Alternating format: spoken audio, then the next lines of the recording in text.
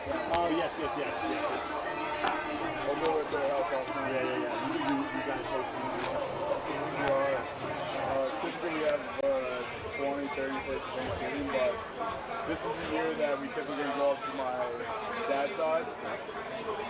My grandma and my aunt on my mom's side don't have anyone else, so we just stay home and then go up there after. Hey, can I ask you one quick favor? Yeah. Can you take the hat off? I was going to bring mine. Yeah, no worries. That's something that I was thinking of working.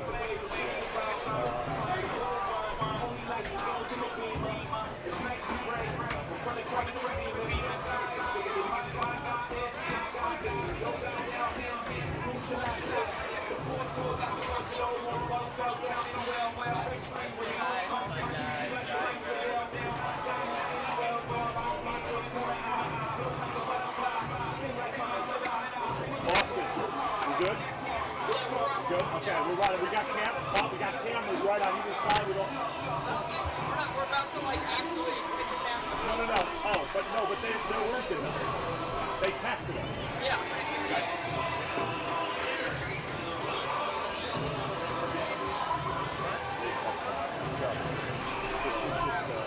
Just a slideshow before we do this.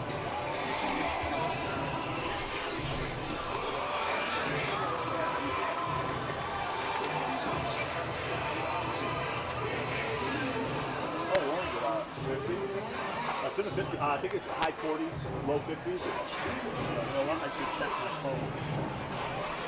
Bothwell, he's got to be a beast. Yeah. And Vanchek, they had to. Yeah. I know. I trained him this year. I was like, dude, you are a freak. I don't see why not.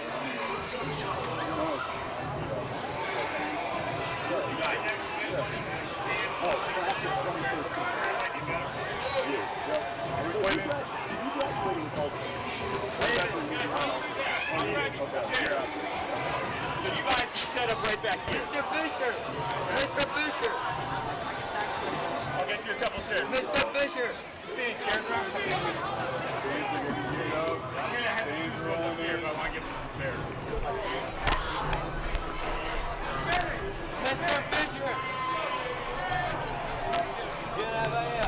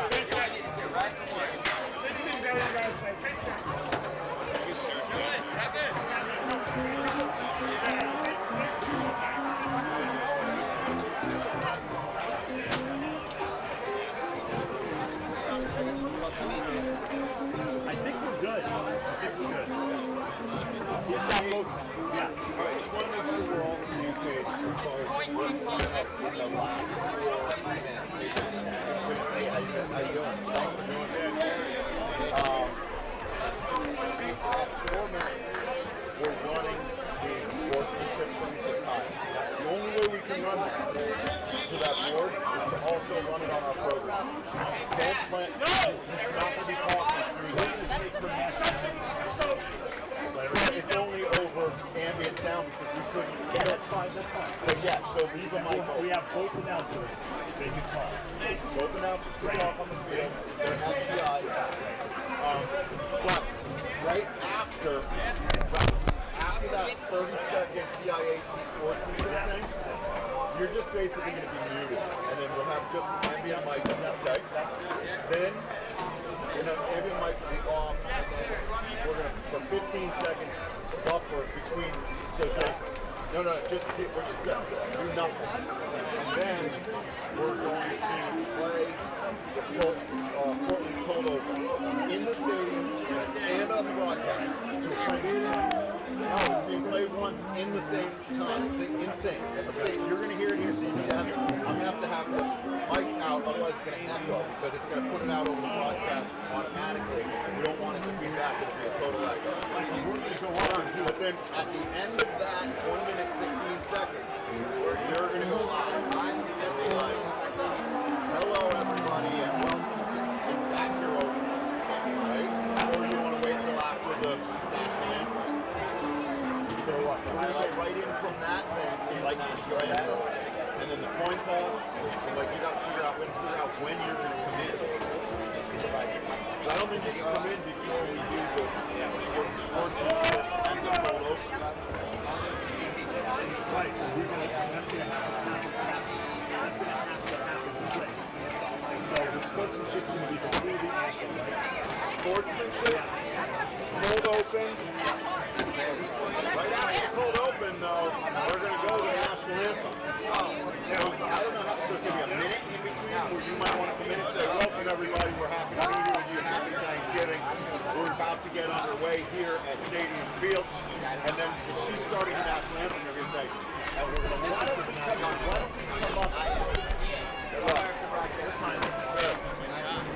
We're live, by the way.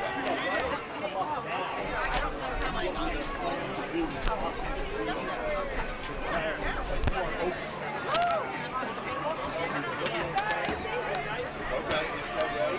Yeah. Hi. Okay. What about the rope?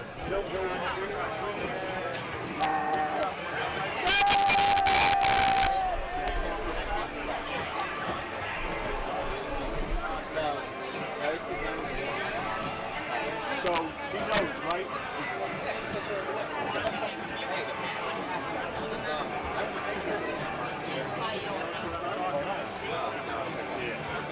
Yeah.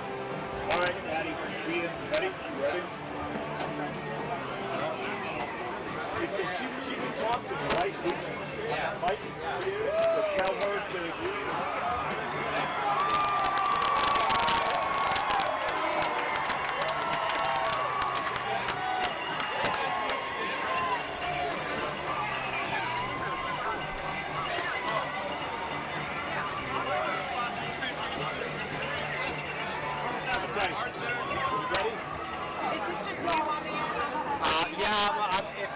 Kids come, they may come.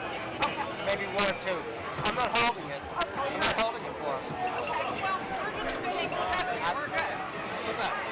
Well, I'd love to have a kid sit next to me, but I'm not. They're in their own world. If you get another guest, take it. Take it. I'm not trying to save it.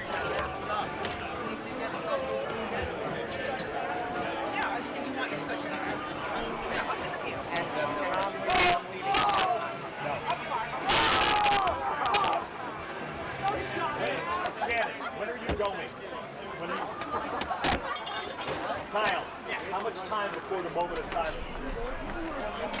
Yeah. He's past the moment, so I'd say 13 minutes. And then she sings after that. Right. Okay. Shannon's ready. 1, 2, 3. Hey, Jason, you can hear this?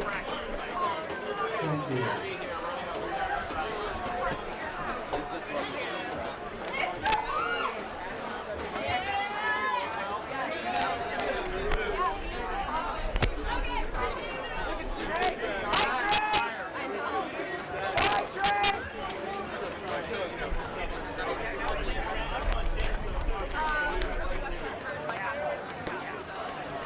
Testing. Can you done? Thank you.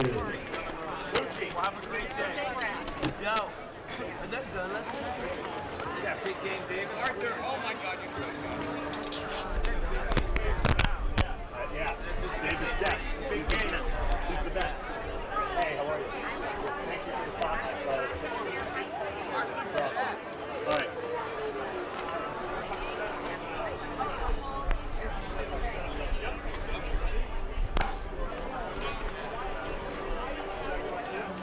Robin.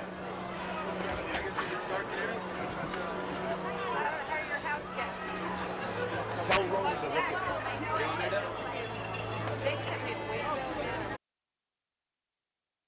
Rivalries are born over time, carried on through generations. In Connecticut, there's no rivalry quite like this one.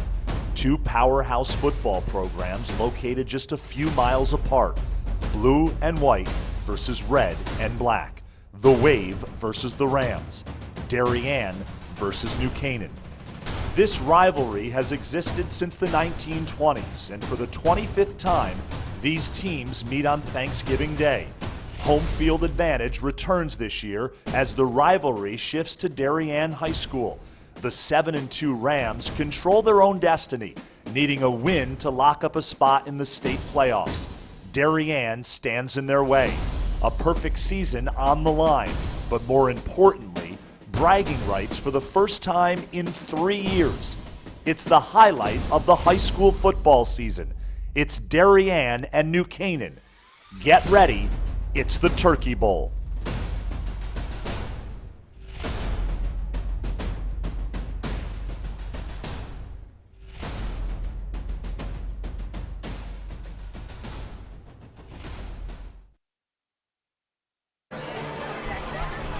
DAF Media, in conjunction with NCTV, is proud to present one of the biggest high school football games in the state of Connecticut. We are live from Stadium Field on the campus of Darien High School. It's varsity football this morning.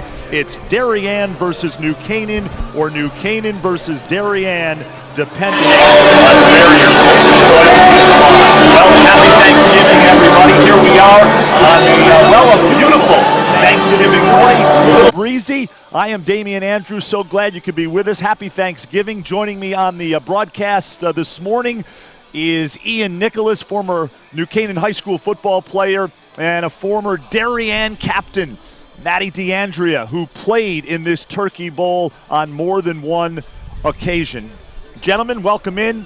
We're expecting the one this afternoon. Crowds of filtering in to the stadium here in the Stadium Field on the Darien High School campus. And Ian, let me get to you first. New Canaan got off to a slow start by their standards, 2-2 out of the gate, but they are certainly on a roll and have turned things around. Definitely, Damien. It's just like last year. They started 3-2 last year, and then they finish 8-2, and this year they hope to do the same, starting 2-2. Big losses to St. Joe's, which is arguably the most complete team in the state, and a tough 17-14 loss to Richfield. But ever since, they're 5-0. Drew Pine looks a different player in his fourth-year quarterback. The vertical passing game is on fire, and they have a new three-headed monster in the backfield with Johnny Wise, Hayden Chin, and Christian Carson. The offense looks great. They get Drew Guida back in the secondary. This team is as hot as ever at the perfect time. And Matty DeAndrea, you played in this Turkey Bowl. Darien has lost the last two Turkey Bowls. What's going through the minds of these Blue Wave players? Yeah, so, I mean, this game means more to these players than any game. Darien versus New Canaan, this is a historic rivalry. This is a game that these guys look forward to all year long. And essentially, since they started football back at the youth level, I mean, this is it. This is going to be an all-out showdown, all-out epic battle between two historic rivals, and I'm excited to see what happens. Yeah, I think we're all excited. Obviously, as Ian mentioned, two really good quarterbacks in this game. Drew Pine from New Canaan and Peter Graham for Darien, both seniors, QB1. And let's take a look at the quarterback comparisons here, Ian, between these two. Yeah, I mean, you talk about it, both senior starters, but completely different playing careers. Obviously, this is Drew Pine's fourth straight Turkey Bowl. He's 2-1 in a big game, and after a slow start this year, he's been on fire, 20-6 touchdown interception ratio. But talk about Peter Graham. He started this game in 2017, and he got popped 2 interceptions early on in that one. But this year, he's only thrown 2 picks all season, Damien. He's a terrific senior quarterback. His brother played here, was a great quarterback here at Darien. And Peter, he has a cannon, and he will look to rival Drew Pine today through the air. But it's windy, so it'll be interesting. It is windy, certainly a lot different than last year where it was frigid temperatures at Boyle Stadium. Speaking of the weather, let's welcome in our 4th and 5th members of our broadcast team this morning. Head down to the field to our Ted Brennan. Ted?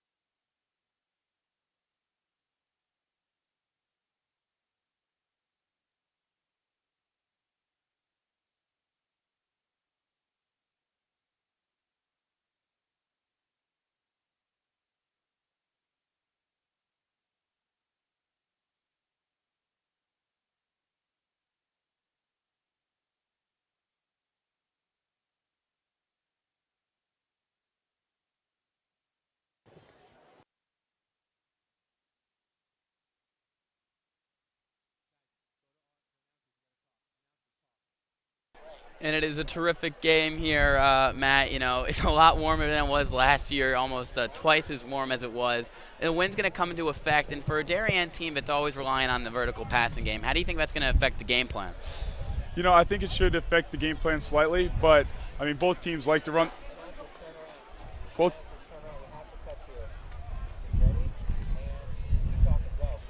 So you want to expand on that one a little bit? Yeah, so, I mean, both teams like to run the ball, but both teams –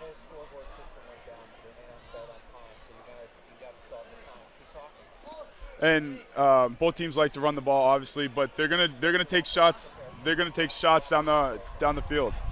And some really talented skill players that will be on display this morning here at Stadium Field as we take a look at the skill position comparison. Zach LaPolice, Will Kirby, 2 of the real offensive studs that we'll see on display in this one. Ian, let's talk a little bit about Zach LaPolice. There's been a lot of LaPolices that have come through the New Canaan football program through the years. This is the most recent one. Let's talk about him.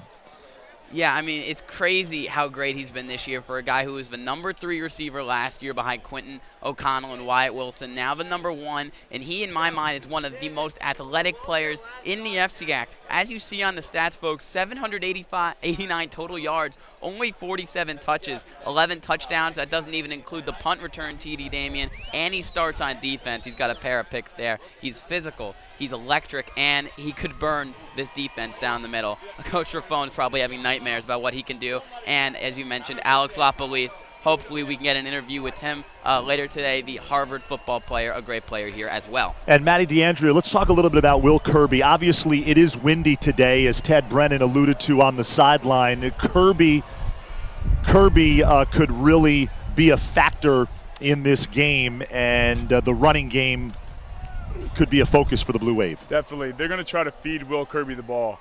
He's a great athlete, great talent, and 125 touches throughout the course of the season. Clearly, they want to get him involved. They want to get him involved early, and they want to set the precedent that they're going to run the ball right down your throat. We heard from our very own Ted Brennan. Let's head back down onto the field where Austin Platt from NCTV is standing by. Austin? Nothing. No one's injured. Everyone will be starting. The elements will play a big factor in this one, but the Rams are loaded in running backs as junior Johnny Wise has slotted perfectly into the #1 running back after a career year. Also expect to see juniors Christian Carson and Hayden Chin make an appearance. I talked with Coach Marinelli yesterday. He was confident. You could even see Drew Guida, a guy who has played safety and receiver throughout the year, and even Vincent Cognetta, the big sophomore. Coach Marinelli is confident that you could see all 5 guys, as it'll be very windy today. On the defensive side, it's going to be big #1, Chris Caratu, and is tied with Ivanchik and Bothwell for 11 sacks, good for 5th in the state. Now for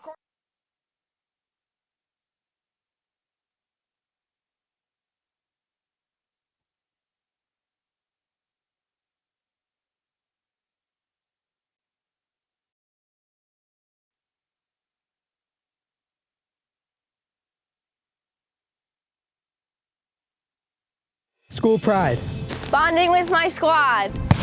Overcoming challenges. In high school sports, we learn a lot from what happens on the field. We shouldn't have to worry about what's going on in the stands. When fans or parents throw shade at coaches, athletes, and officials. It's embarrassing. For real. For real. High school sports can be amazing. School pride. Bonding with my squad. Overcoming challenges. In high school sports, we learn a lot from what happens on the field. We shouldn't have to worry about what's going on in the stands. When fans or parents throw shade at coaches, athletes, and officials. It's embarrassing. For real. For real. High school sports can be amazing. Giving us lifelong memories. So we're asking all fans, please. Please. Please. Let us enjoy it. Rivalries are born over time, carried on through generations. In Connecticut, there's no rivalry quite like this one. Two powerhouse football programs located just a few miles apart.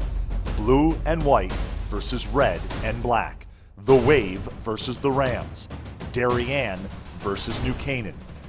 This rivalry has existed since the 1920s, and for the 25th time, these teams meet on Thanksgiving Day. Home field advantage returns this year as the rivalry shifts to Darien High School. The 7-2 Rams control their own destiny, needing a win to lock up a spot in the state playoffs. Darien stands in their way. A perfect season on the line, but more importantly, bragging rights for the first time in 3 years. It's the highlight of the high school football season. It's Darien and New Canaan. Get ready. It's the Turkey Bowl.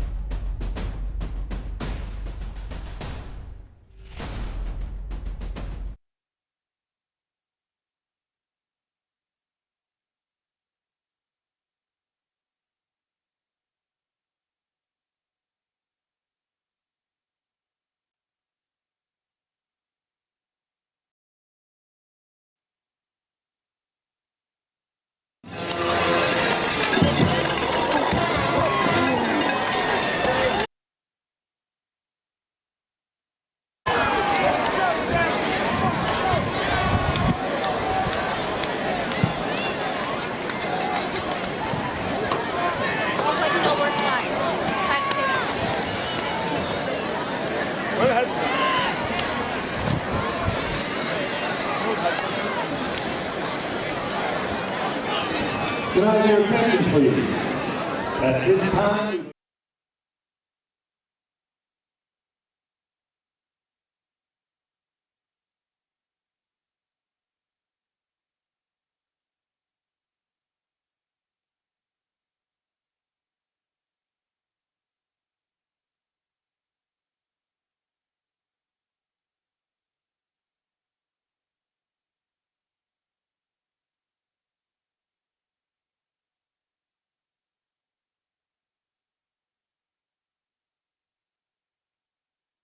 Now I direct your attention. You're going up to midfield, Shannon? Ladies and gentlemen, at this time, I ask that you please.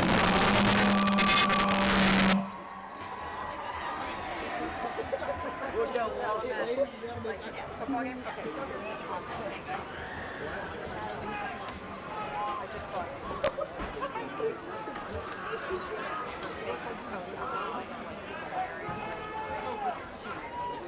well, it's her business video, yeah.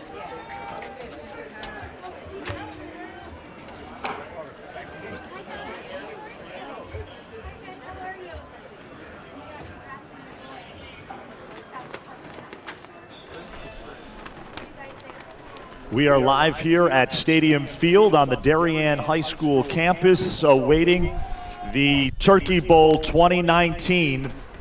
The last time this game was held here at Darien High School was 2012, and Matty DeAndrea, you were involved in that game. It's a little extra special when it's on your home turf. It definitely is. I remember that game like it was yesterday.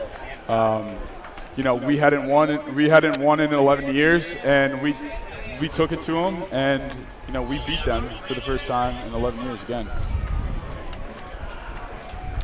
Yeah, Special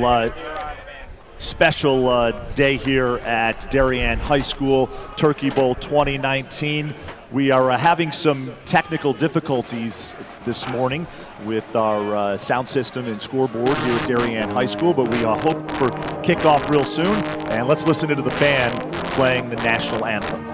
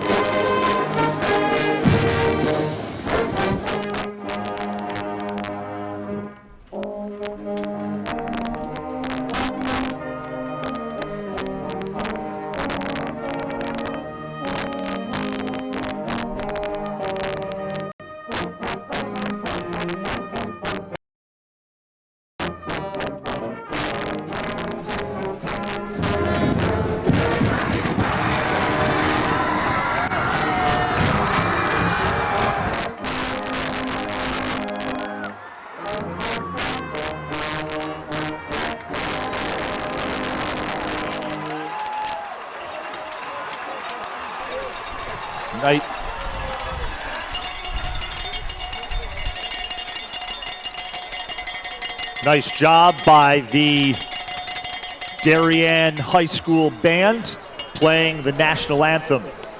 And we are just about ready for kickoff this morning as we take a look at the captains from both teams heading to midfield for the coin toss. New Canaan usually, Damien, likes to defer, so they would like to hopefully win this toss and give Darien and Peter Graham the chance to start. And they like to get Drew behind the ball to start the half most of the time.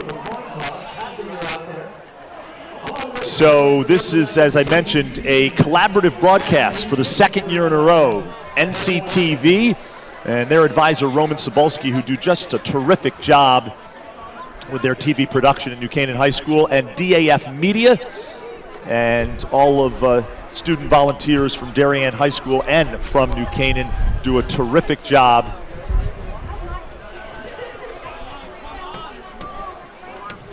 And I believe New Canaan won the coin toss. Yes, I'm sure we'll see Darien's offense out on the field to start.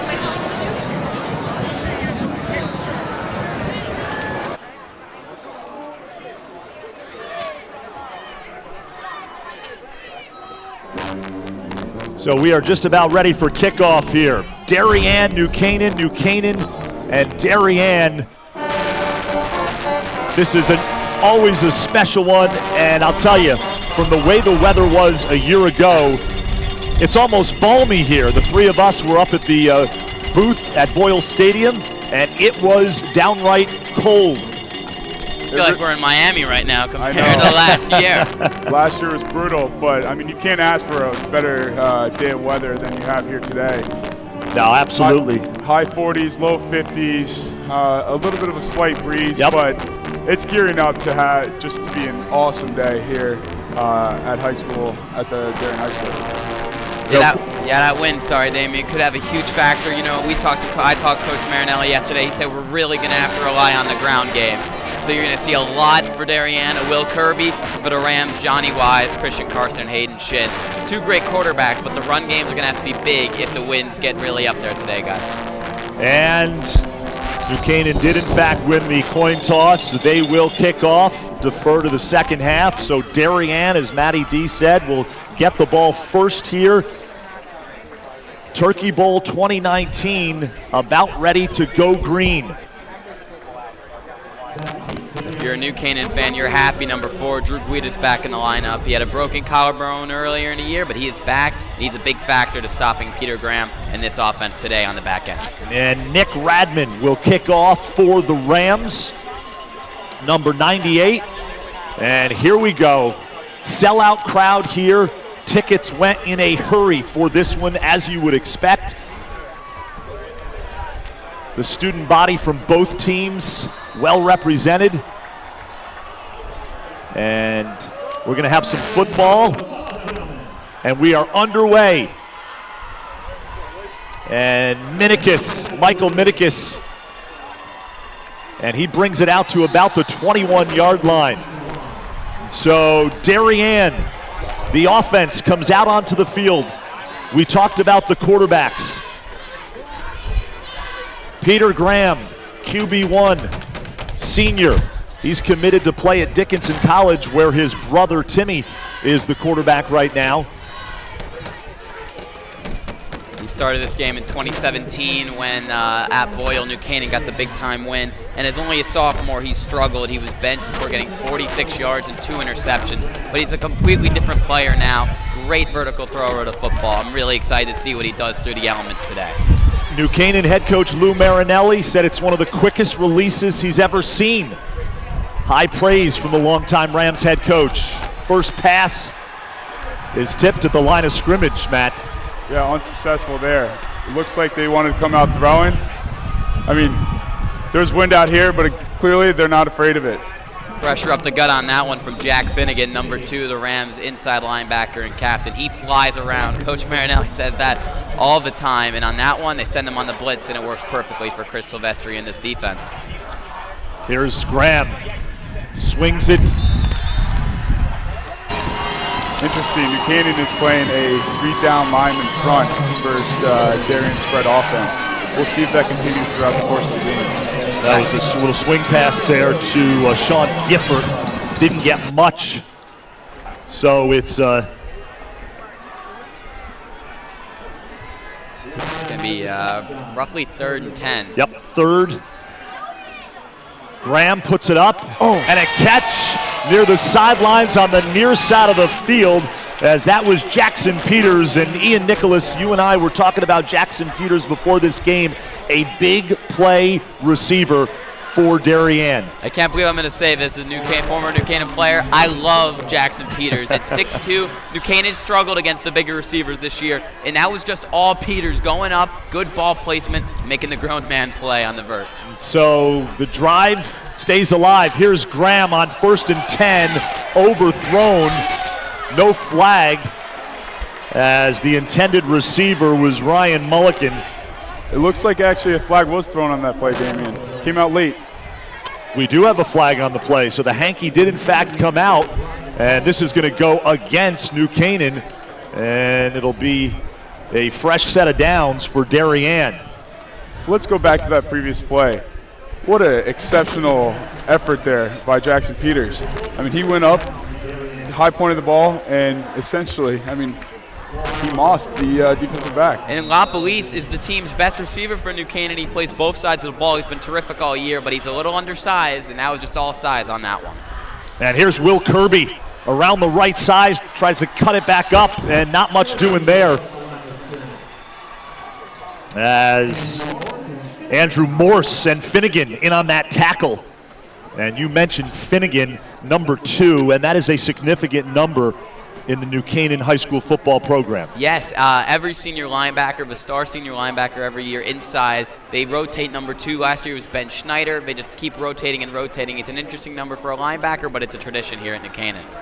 Quick pass over the middle is complete to Mulligan. Mulligan came into this game with 1 touchdown, 21 catches for 227 yards, averaging 10 yards a catch. And that's a good job by the Darien offense of getting the ball out of the quarterback's hands. New Canaan sent pressure right up the middle, and the quarterback was able to deliver a strike and make it a 3rd and manageable. 3rd and manageable here, 3rd and 2. Graham out of the shotgun, looking up top, far side of the field, and the intended receiver was Michael Minikis, incomplete. Don't know if that ball came out funny or if that was just pure wind at the really bad time for Peter Graham, but that ball was nowhere close. Kind of looked like he had LaPolice beat a little bit, but New Canaan might catch a break there. And 4th and 3, we'll see what Darien does. Looks like they're keeping the offense out. The offense stays out on the field. You're absolutely right, Matty D. And Graham checks his wristband for the play. Rolling the dice here, Damien. 3 receivers, left side of the field. They try to get him with the hard count, but New Canaan stays disciplined. Good job there. 1 receiver out to the right, and bad snap, and New Canaan recovers the fumble. That's going to be Andrew Morris, the senior linebacker, Damien, and you know who Darien center is, everyone. That is Mark Trefone, the son of head coach Rob Trefone. Again, it's a windy day. It's his first senior turkey bowl, and that one just came out funny. And Mark's one of those players who's really developed a lot. I've been around him for a while now, and he's turned into a really good offensive lineman. Just solid in the middle for Darien. Yeah, special teams on a game like this, it can always come down to special teams. Although that was a that wasn't a special teams play, but it was a fourth down and short for Darien. And here's Drew Pine, our first time seeing him, number 10. Seems like he's been at New Canaan forever. This is his fourth turkey bowl. Not many guys can say they've started in all four. Slow start to the season for Pine, but he has turned it on, and not much doing there for New Canaan. That was Jackson Walsh, I'm pretty sure. That's big old Jackson Walsh right in the middle. Jackson Walsh with a nice play as he stops John Wise, the junior running back, number 29, who has really come on. We'll talk more about him as the game progresses. He has really come on for head coach Lou Marinelli's team. They've needed him, and he showed up as a big play junior. Here's Pine out of the shotgun, looking downfield, and the pass is complete, and that is a touchdown, New Canaan, as Christian Sweeney, his 6th touchdown of the season. And the New Canaan sideline fired up as the Rams strike first here on a blustery day at Stadium Field. That was a sensational double move from Sweeney. This is his first year playing receiver. If you remember last year, he was the Rams starting running back, and this year with Johnny Wise coming on, as you mentioned, Damien, they decide, let's use his talent elsewhere. 6'3", but for a guy who hasn't played the position that much, that's a terrific route. And that didn't take New Canaan long. 2 plays and they're in the end zone. 2 plays and they're in the end zone. So not the start Darien had hoped for, certainly. But hey, what's a turkey bowl without a little adversity? That's right. That's right. It is. We're just underway here. 8:50 remaining in the first quarter. The kick is up and it is good. So the extra point good. Nick Radman, the left-footed kicker. And as we take another look at this, great job by our instant replay coordinator, Braden Schenk, as Pine finds Sweeney, and Sweeney finds the end zone. Bang, bang play, as Matty D alluded to. Quick strike. Second play from scrimmage for New Canaan. They love to get it to Christian Sweeney down the seam. This is his 4th straight game with a touchdown or more. He's got 5 touchdowns in the last 4 games. I mentioned a second ago, 6'3" target. Pine just puts it right up for him, 1v1 ball. And when you run a route like that and get yourself just a little separation when you're 6'3", that's all you need. Terrific way to start this way for the underdog New Canaan Rams. And let's see how Darien responds. Absolutely. Mental mistake early. New Canaan capitalized, and now they get the ball back. Certainly nerves playing a little bit of a role in that first drive for Darien after the nice completion to Jackson Peters. Yeah, luckily the wind died down a little bit for the Rams drive, so Drew was able to get it out with ease while Graham struggled with the wind. And that was Christian Sweeney, as we just saw. Minikis bobbles it, and this will be a touchback as we take a look at Christian Sweeney, who scored that first touchdown for New Canaan, as this will come out to the 20-yard line. So the Darien offense, back out on the field. And it starts with the offensive line. This is going to be a matchup to watch throughout the course of the game, that Darien offensive line versus the New Canaan defensive line. And that Darien offensive line features Alex Washeka, Luke Cini, Mark Trufone, Graydon Overbeck, and Carson Drake. And so here we go. Graham operating out of the shotgun once again. Trip receivers to the left, one split out to the right, and the pass is complete near side of the field to Jackson Peters.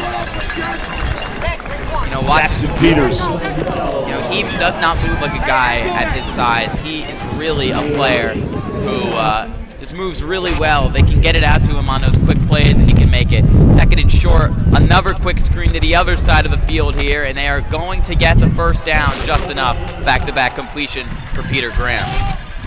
So Peter Graham, 2 completions here as we take another look. Goes far side of the field.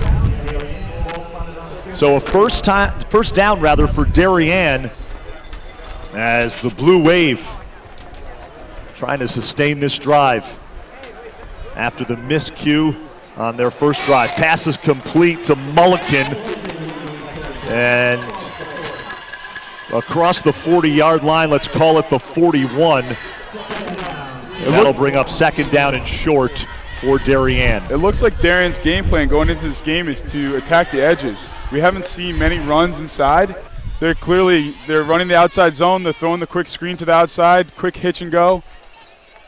Rams corners are a lot smaller than last year. That's a good philosophy. Here's Graham over the middle. Pass is incomplete at around the 50-yard line, intended for Sean Gifford.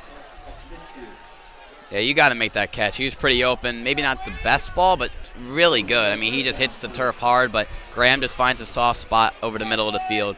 Good throw from a senior. Third down and short for Darien. Big play coming up here for the Wave. Trip receivers to the left. They keep it on the ground and give it to Kirby. He picks up the first down and then some across the 50-yard line to about the 46. So Will Kirby, number 21, we talked earlier. We thought he might be a factor in this one, and he picks up some big-time yardage right there on that run. 3rd and 3. Darien offense coordinator said, you know what, we're going to run the ball, we're going to pick this up, and we're going to move the chains. And Graham throws to the near side of the field. We've got a whistle. Pass was complete to Jackson Peters. Another quick screen to the outside. They've had some success with that play early here. Yeah, with the wind, being unpredictable and those deep shots not falling early. Keep it conservative now. Don't turn the ball over again and just try to, slice and dice the Rams with these quick completions. And it's a way for Darien to mitigate the pressure by New Canaan's defense. Graham out to Kirby. It looks like they're bringing pressure here early. And so, what you're seeing here is Darien's trying to get the ball out of the quarterback's hands and, give it to some of their playmakers. Damian Andrew, joined by Ian Nicholas and Matt DeAndrea. Turkey Bowl 2019, Darien, New Canaan. And we'll get to our production crew as this broadcast progresses. Here's Graham out of the shotgun. Trip receivers to the left. Graham looking near sideline, puts it up, and it's picked off. That's going to be Braden Sweeney, the junior outside linebacker in coverage. First career interception for him. So Sweeney with the interception. Take another look. And that's a hard throw. He's on the opposite hash, trying to throw across his body back to this sideline. I mean, not many quarterbacks can make that throw. And the Sweeneys are just taking over. The twin junior brothers, Christian Sweeney with the touchdown on the first drive, and Braden Sweeney, one of the Rams' leading tacklers, gets that one, number 91, with a huge play. And the Rams' 2 outside linebackers, Chris Caratu, who made a tackle a second ago. He's the pass rushing guy, but Braden is the cover guy, and he makes a great play there. And a nice little jet sweep to Lapo. They run that play a lot, usually once or twice a game. Lapolis has some of the best acceleration in the FCAC, averaging nearly 20 yards a grab, Damien. He can just turn something that doesn't really look like a whole lot there into a big-time play. But Darien seen that one plenty of times on film. They knew it was coming. Good play from the terrific Darien linebacking core. And that's all about contain. Outside linebacker set the edge and tried to force that back inside. Yeah, he turned up, but, there was some trail players for Darien to make that play. Give up the gut to John Wise, I believe, and it goes really nowhere fast. John, he's had a terrific year. Damien, you mentioned him earlier. Over 500 yards, 11 rushing touchdowns, a pair of 4 touchdown games for Johnny this year as a junior after not playing much last year. And Hayden Shin's going to check in right now. The Rams are doing more of a committee approach. Shin's more of a pass-catching back, and he's made some big-time plays out of the backfield this year. 3rd and long, they could look to him. So 2 turnovers by Darien early. And New Canaan as Pine completes that pass to number 16, Christian Sweeney, who had the touchdown. As we take another look at this, great job by our camera 2 operator, Davis Depp. And it's like New Canaan's going to go for it on their own side of the field. Well, it's still 3rd down, so not surprised there. 3rd down here. Here is Pine out of the shotgun. Trip receivers, left side of the field. And Pine keeps it himself, and he picks up the 1st down. And that is the thing about Drew Pine, as Darien head coach Rob Trefone talked about this leading up to this game.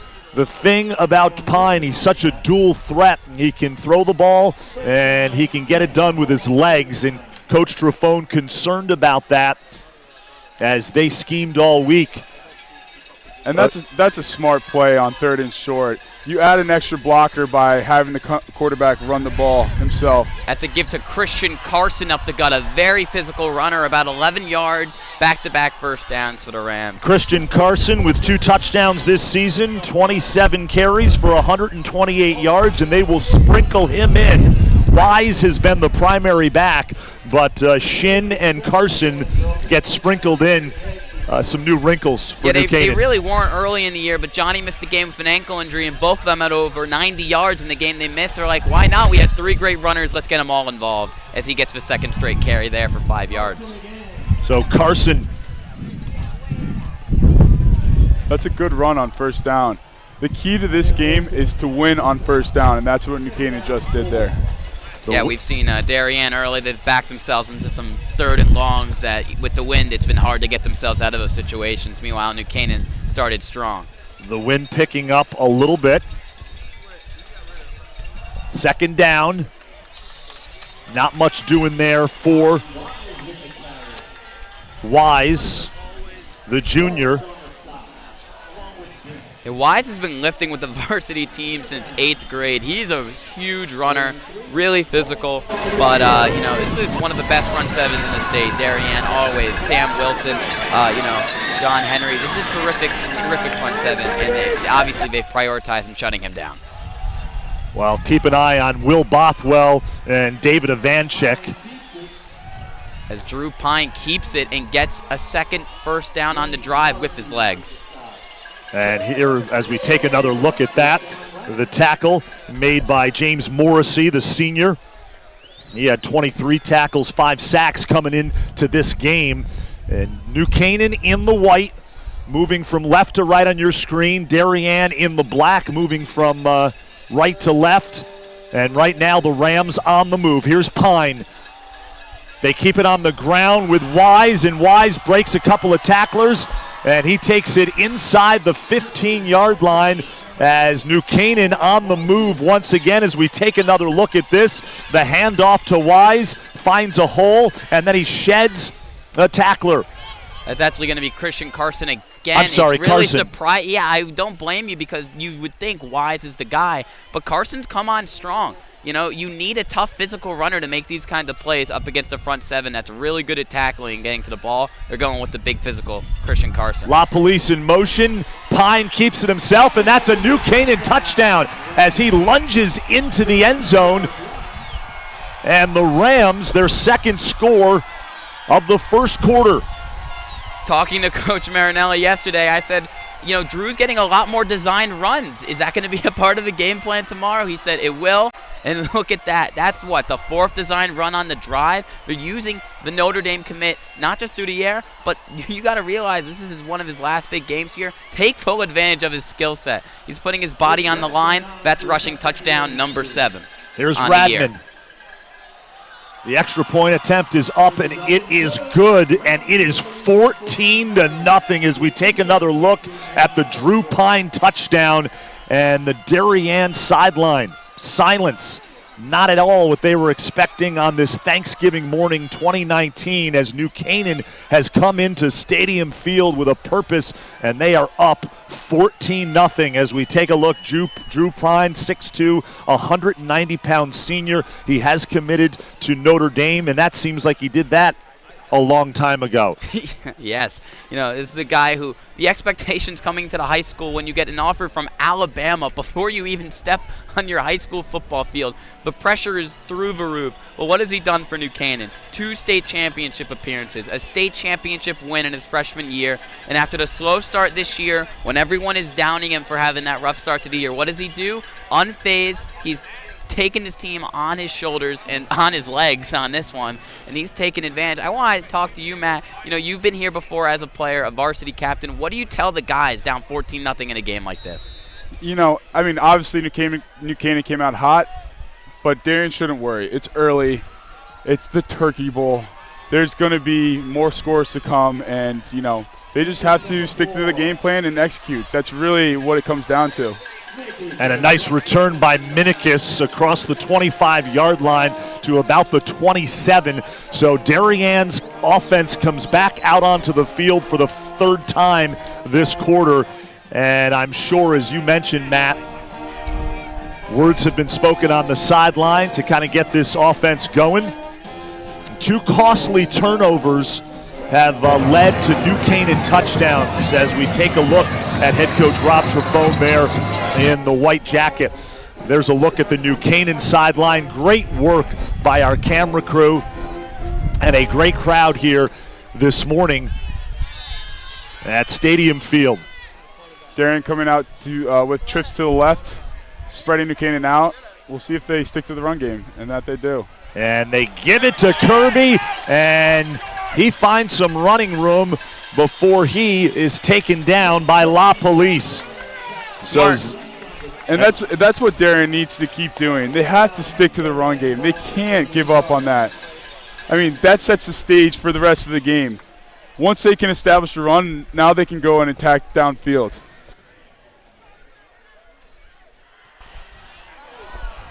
Looking over the middle for Jackson Peters, and great coverage by Zach LaPolice and Drew Guida. Guida doesn't have a pick this year after getting 6 last year, but defenses know not to test him, and I think Peters got a little scared there. The big hit, couldn't reel in that one over the middle.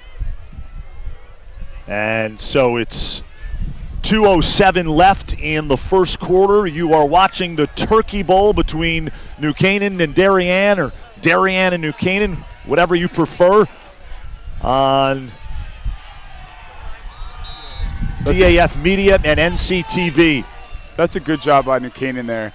Coming out, getting penetration, and stopping that play in the backfield for a short gain. And good to see Matt Ruggione, number 76, one of the Rams' 5 captains, had a major knee injury in last year's game in the Turkey Bowl. And, you know, there were questions, would he be able to come back for a full year this year? He has, and he's right back in the game. Peter Graham with the laser. Wow. With a big catch. What a throw and a catch over his shoulder. It didn't look like he had a chance on that ball, but he came down with it. And that brings the Darien faithful to its feet. There we go. Jackson Peters, 6'2", 180 pounds. Big receiver for the Blue Wave. Graham, perfect ball downfield, and Peters hauls it in. You cannot afford to put him in one-on-one coverage. You need an over-the-top help on that one. We've got a flag on the field. The pass complete. It looks like this is going to be holding on Darien. And good news is, you know, Peter Graham with that absolute laser. Our own Ted Brennan at the end of a quarter will hopefully get an interview with his brother and former Darien great Ted Graham. Timmy Graham, a great quarterback here at the end of a quarter. Maybe we can talk about that great play with him and see what he saw on that one where his brother just had an absolute laser. Darien's going to move back here a few yards. Looks like a hold on the screen pass they were trying to set up. The pass was complete to Aaron Sears, but the penalty. But that just goes to show you what one play can do to a team.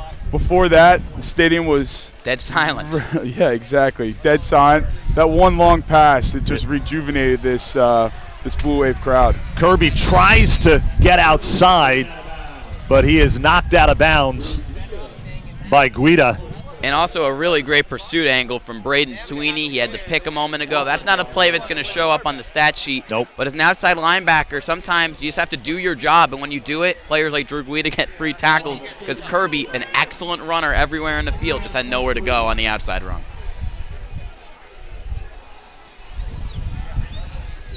You also have to like how they're keeping Will Kirby involved. Over 800 yards on the year and over nearly 600 on the ground. You know, just because you're down 2 scores doesn't mean you eliminate the running game. Smart to keep him involved and warm.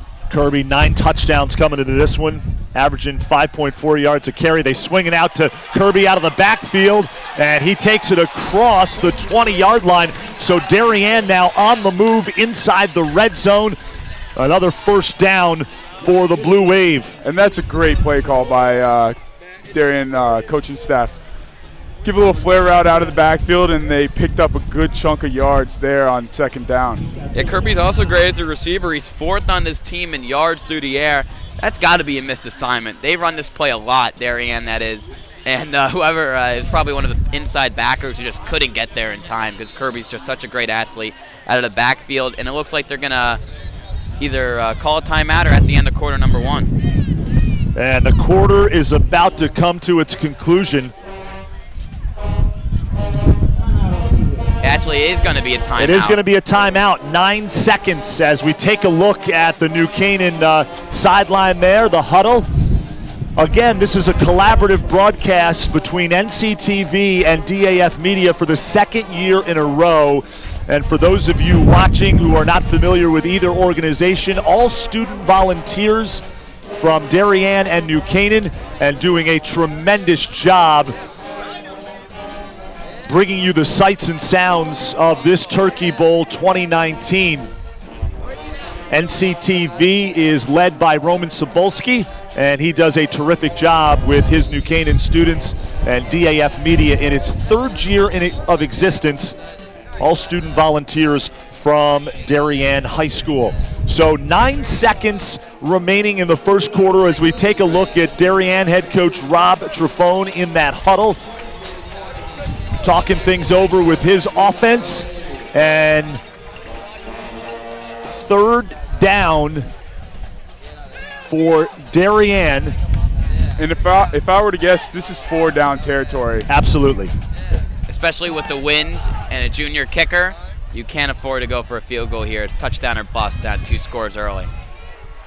And they keep it on the ground with Kirby. Doesn't get much, picks up a couple, and that will do it for the first quarter. The first quarter comes to an end, and we are going to go down onto the field where our Ted Brennan is standing by with Timmy Graham. Ted.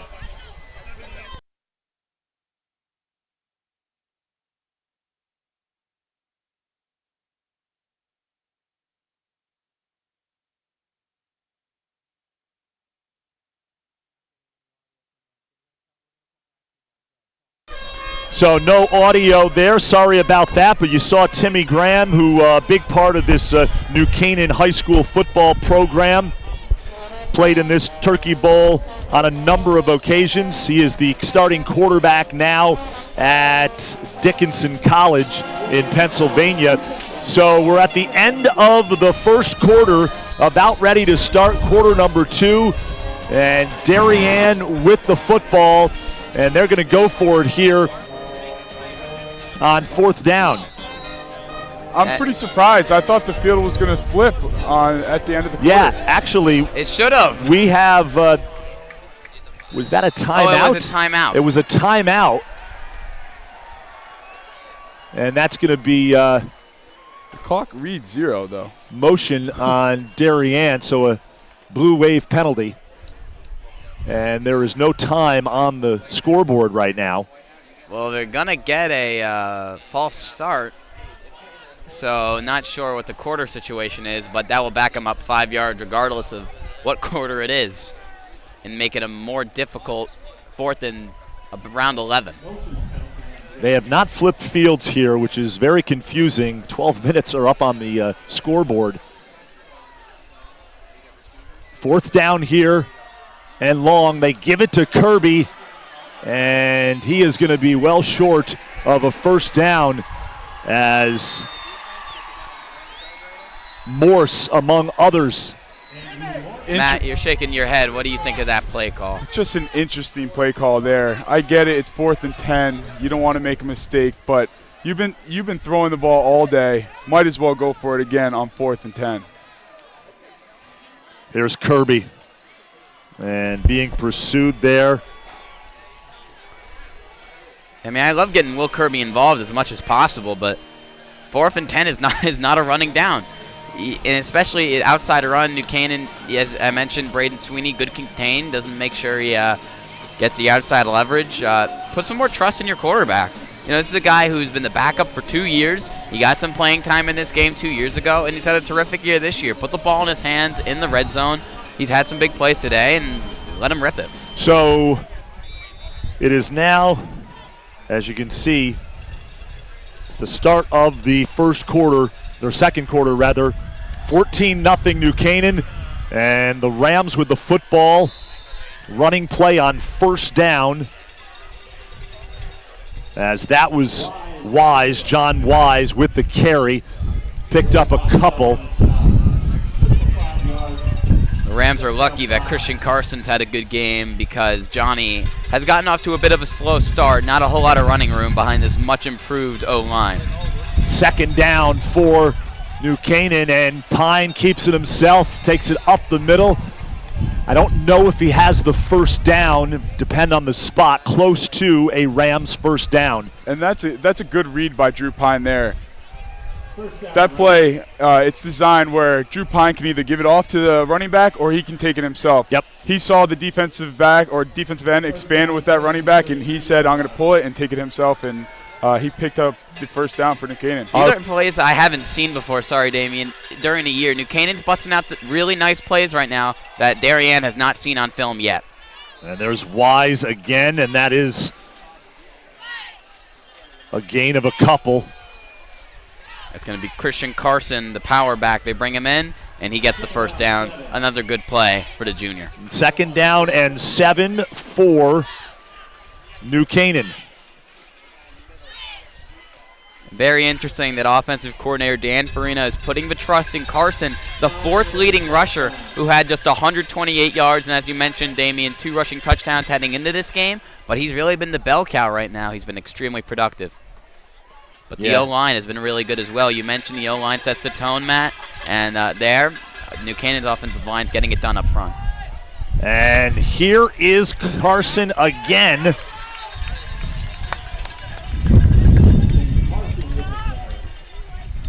Really good second-level tackle there. Carson got, again, nice running room, good push from the line, but he just got slammed backwards, as you see on the instant replay. Really good tackle from Darien. And this is a really big play. 3rd and short. Darien needs to get themselves off the field. Yep. Get a stop here and let their offense come back out. And they're bringing in some kind of jumbo package because I see Chris Caratu, the outside linebacker, and Ethan Shallon, the defensive end, in the game. So expect some kind of big-time run here as they're going goal line package. And I don't think they got it. Pine kept it himself. Let's see where the official marks his fall. He's gonna it'll depend on the spot here. No, it is a first down. Yep, he has it. So a big play for New Canaan, and they do get the first down, keep the drive alive, up 14-0 here early in the second quarter. Happy Thanksgiving, everybody.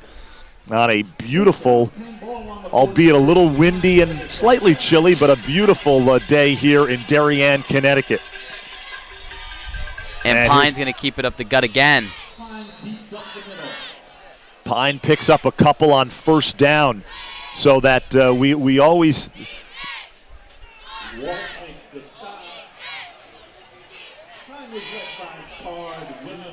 we always hear those 3 letters, RPO, right?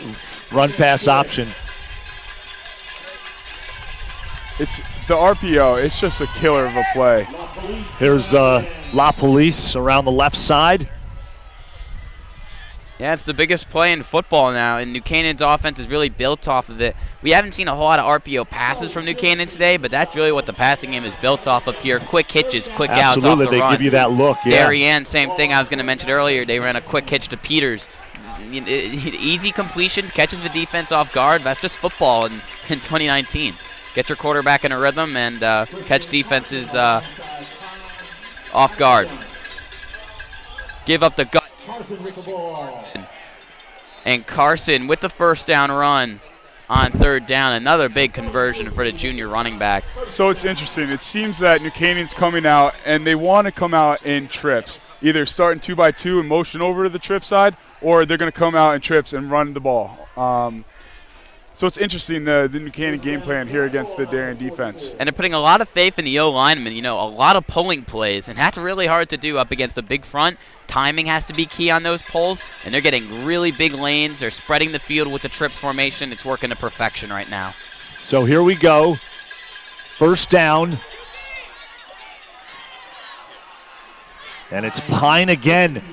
So New Canaan having some success using their quarterback to run the football as we take another look at this. I don't think Drew Pine's broken this many tackles in his career. I mean, he's a physical runner, and but it's crazy how they're using him today. This is a Drew we really haven't seen before, and Darien is shocked. They don't know how to guard it because they haven't seen these kinds of plays from New Canaan a lot this year. Pine finally brought down by Connor O'Malley, who came into this ball game with 17 tackles on the season, the junior. There's Pine out of the shotgun on second down. They keep it on the ground with Carson, and he picks up a first down. So Christian Carson having himself a turkey bowl here in the first half of this one, number 44. And there's that RPO fake. You see Pine executes it really well. Looks like it could be a fake pass.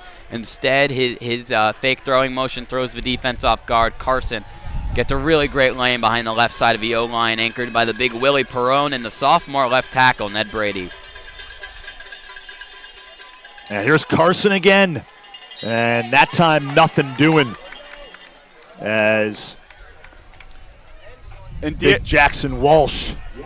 Darien decided that they're going to stop the run. They came out on that last play. They had 5 down linemen, something we haven't seen throughout the course of this game so far.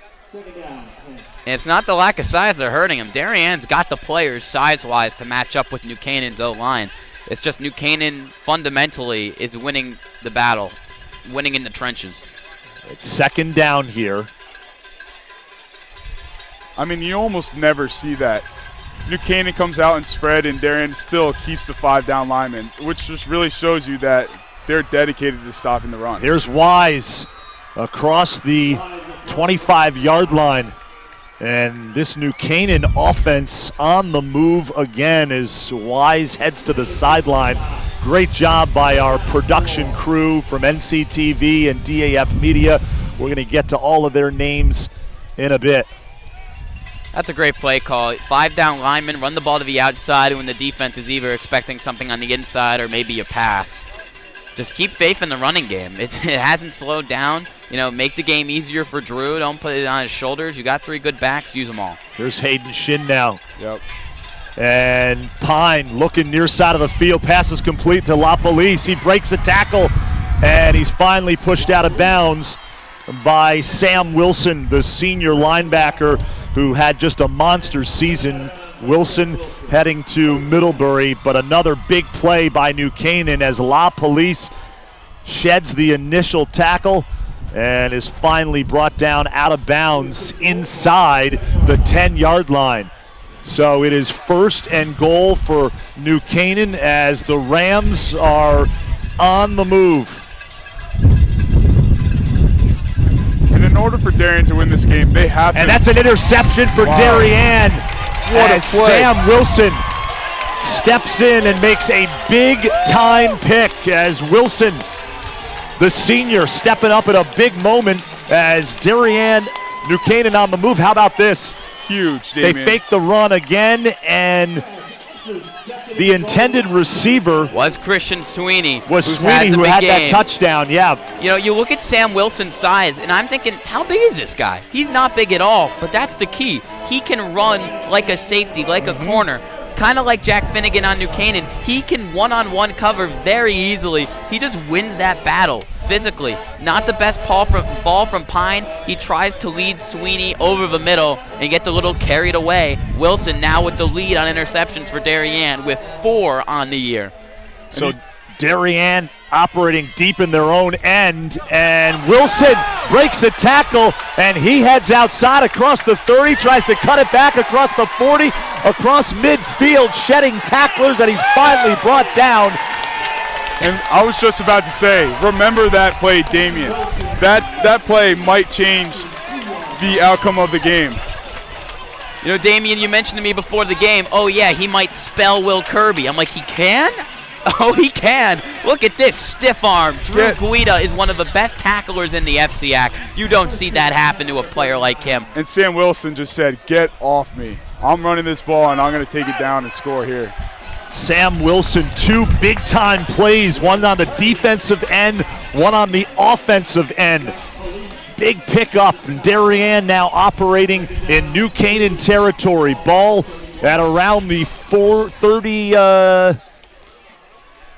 31-yard line. It's going to be 2nd and 1 after a Will Kirby run.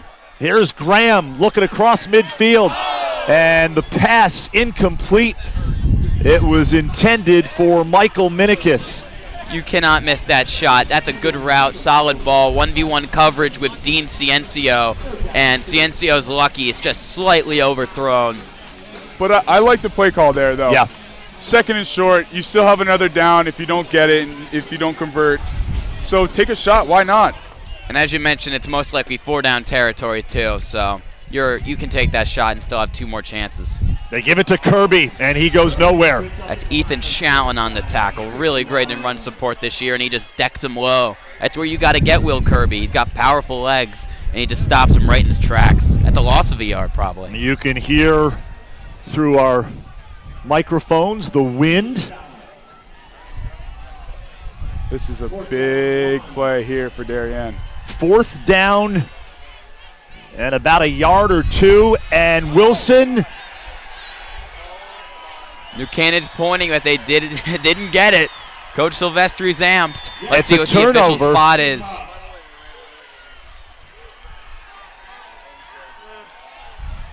And it is gonna go the other way. I believe it was a fumble.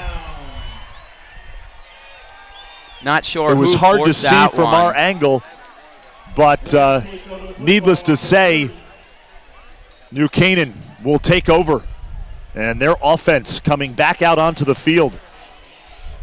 You have to give credit to Coach Silvestri. You know, talking to Coach Marinelli, nothing but praise from the former Gatorade Player of the Year here in Connecticut as a running back, but now the defensive coordinator for the last decade. New Canaan's defense was a major question mark heading into this game, and they have answered the call time and time again. And New Canaan keeps it on the ground as we are under 4 minutes left in the first half. This first half just speeding by. A lot of run plays. It's a fast-paced game. You know, there's so many moments that I'm just blanking on right now because there's been no break in between. In Darien, they're just bleeding out right now. They need to stop it. You know, they have the big plays back-to-back, but then they just lose it. You know, it's a momentum battle, and New Canaan's owned it for most of this one, despite the splash plays from Darien here and there. Matt, they've remained unfazed. New Canaan is, you know, even though that Sam Wilson pick and then the Sam Wilson run, it didn't matter. And it just goes back to what I said earlier. It's a battle of the lines, and New Canaan's winning that battle right now. There's Pine out of the shotgun. Hands off to La Police. La Police has a hole, and he's brought down. Man, is La Police running hard here. He clearly wants it. By O'Malley. O'Malley, number 7, with the tackle as we take another look at this La Police run. Big hole right there, and he's finally brought down by Connor O'Malley. At just 5'10", 175, he's an extremely physical guy. You saw him breaking the tackle earlier in the red zone before the pick. He's not afraid to get dirty. He has a punt return touchdown. He broke like 5 tackles on that one up against Staples. He's a great player and a great runner with the ball in his hands. Second down and 6. Clock continues to roll, just over 2.5 minutes left in the half. Pine keeps it himself, stiff arm, tries to bounce outside, and he does. Gets outside, takes it across the 40-yard line before he is pushed out of bounds. So New Canaan's offense right now getting a lot out of the legs of Drew Pine. Yeah, and that play, that's we do coming have back a flag. Right there. Yeah, it's coming back. Clear block in the back there. It's a young offensive line. Only one player from last year's starting O-line, Willie Perrone, who's only a part-time starter. That's a block. It's easily a block in the back on Zach LaPolice, trying to free room for Drew. And Zach's a really good blocker for his size. Really physical, a little overly physical on that one. But if you're a receiver blocking, rather to see you over blocking than under blocking. Yep. I think LaPolice was trying to get away with that one. Yeah, he knew it. You kind of know when you just shove a guy to the ground like that in the open field, you kind of know it's probably going back. Second and long for New Canaan. Pine, and he is tripped up by Michael Minikis, who steps up and stops Pine. Talk about putting your body on the line. Pine is just sliding is not in his vocabulary this morning. He's just going for it. And it's, in the Rams offensive production, it shows, as it's going to be a timeout. We're going to send it hopefully down the field. We've got a timeout on the field, and we are going to send it down to the sideline where Ted Brennan is standing by with Timmy Graham. Ted? I'm here with Darien QB and Dickinson QB Tim Graham. Tim, your brother's playing in this game. How special is that for you and your family? It's special. Thanksgiving morning is a special occasion for our family. Hopefully we get a little points on the board right now, but it's a big day for us. Former Darien QB yourself, how special was it for you to start in this game? Oh, it was absolutely amazing. Back when I was there, we got 2 Turkey Bowl wins, which was awesome in front of so many people. It's actually so much fun. Tim, thank you. Back to you boys in the booth. All right, thanks, Ted. Nice job. Great seeing Timmy Graham, one of the great quarterbacks in the history of this Darien program, certainly the recent history of the program. Third down here for New Canaan. Pine looking downfield and nearly brought down. And he throws it up, and it is incomplete.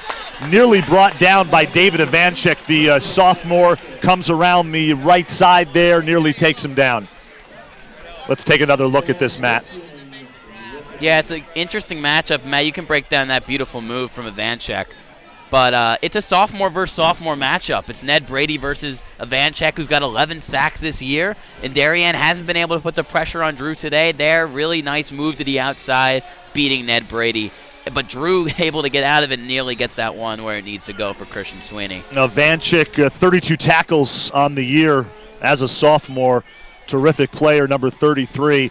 So New Canaan will punt for the first time in the game. You took the words right out of my mouth, Damien. And it's Radman, the left-footed punter, and he gets a bounce, a New Canaan bounce, and it rolls inside the 35-yard line.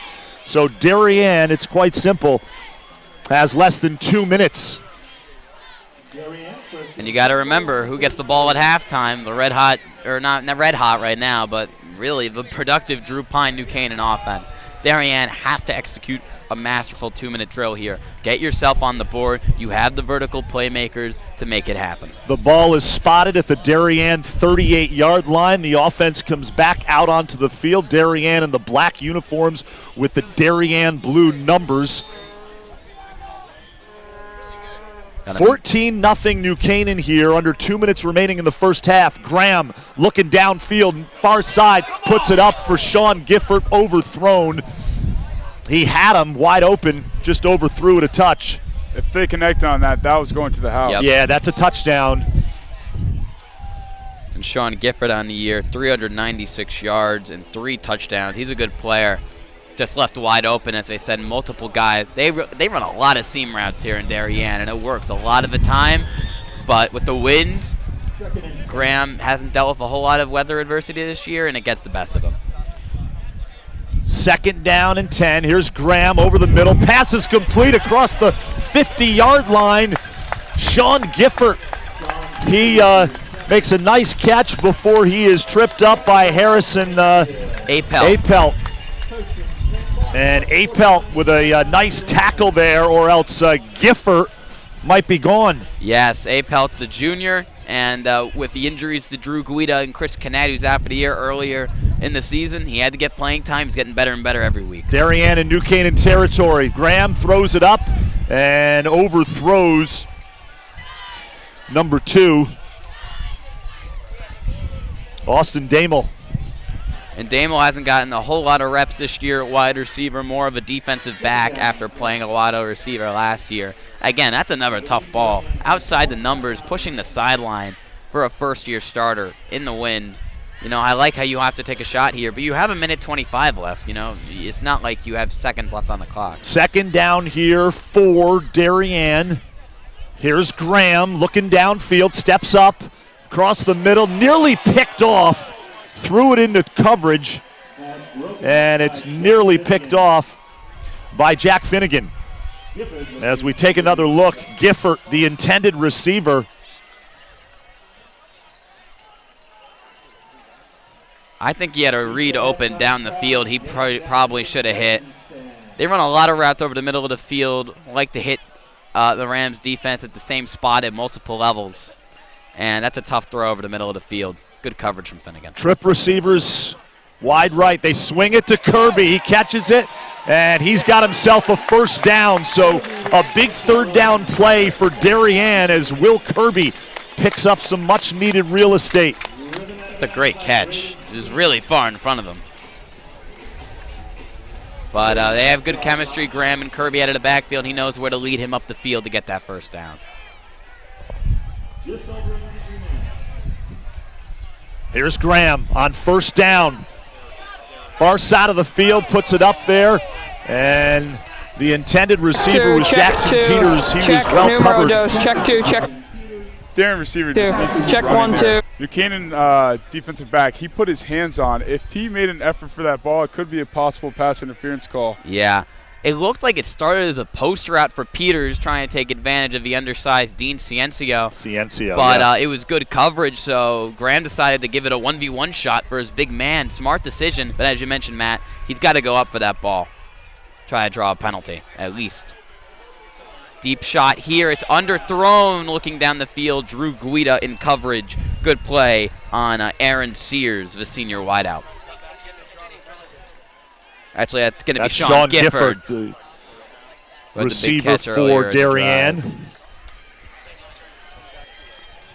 I want to give a personal shout out to my brother and his family down in Baltimore, Maryland, watching this live stream. Just texted me. Glad to see my nephews, Jack and Lance, and my sister-in-law tuning in to this one. Check 1, 2, check Happy 1, 2, Thanksgiving. One of the best check 1, 2. rivalries in the States going international. No question. And incomplete pass on 3rd down. We've got a flag on the play. So it's a false start on Darien on 3rd down.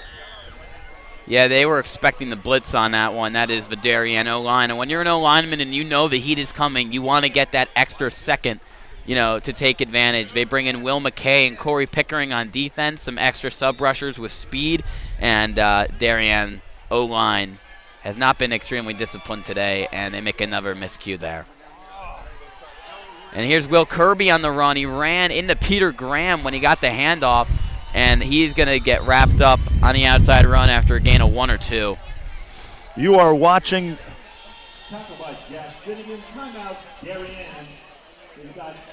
It's going to set up a 4th and 8 with 39 seconds left here.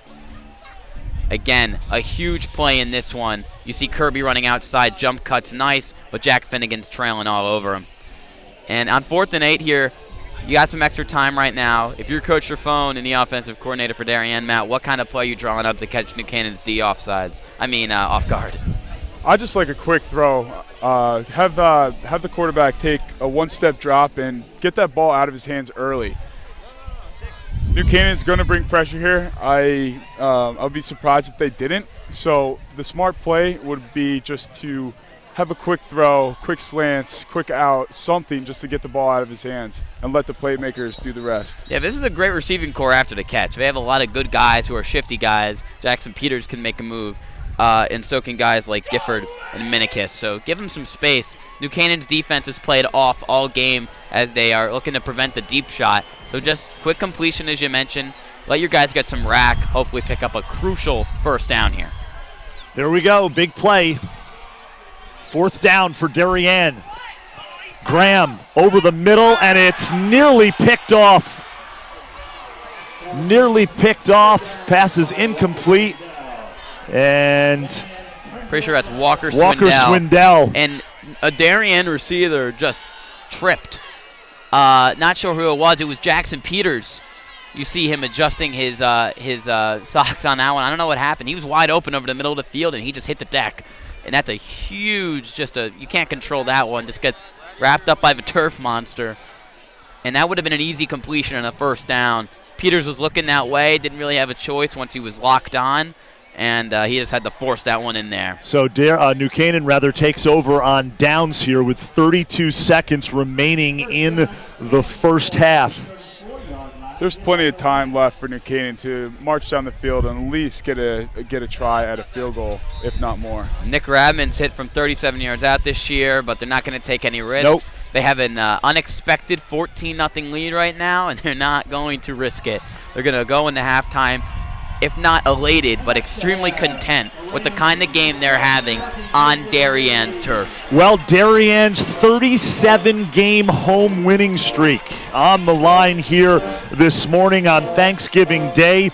This is the first time the Turkey Bowl has been played here at Stadium Field since 2012. They've played at Dunning Field and they've played at Boyle Stadium a handful of times over the last several years. So the Turkey Bowl back here at Darien High School, a great crowd. The pep band is out and stands brought in. And we are going to go down onto the field here in just a moment. As I was about to say, stands brought out onto the field for this one. Sold out crowd. And we are going to go down onto the field in just a moment as Austin Platt has New Canaan head coach Lou Marinelli. Austin?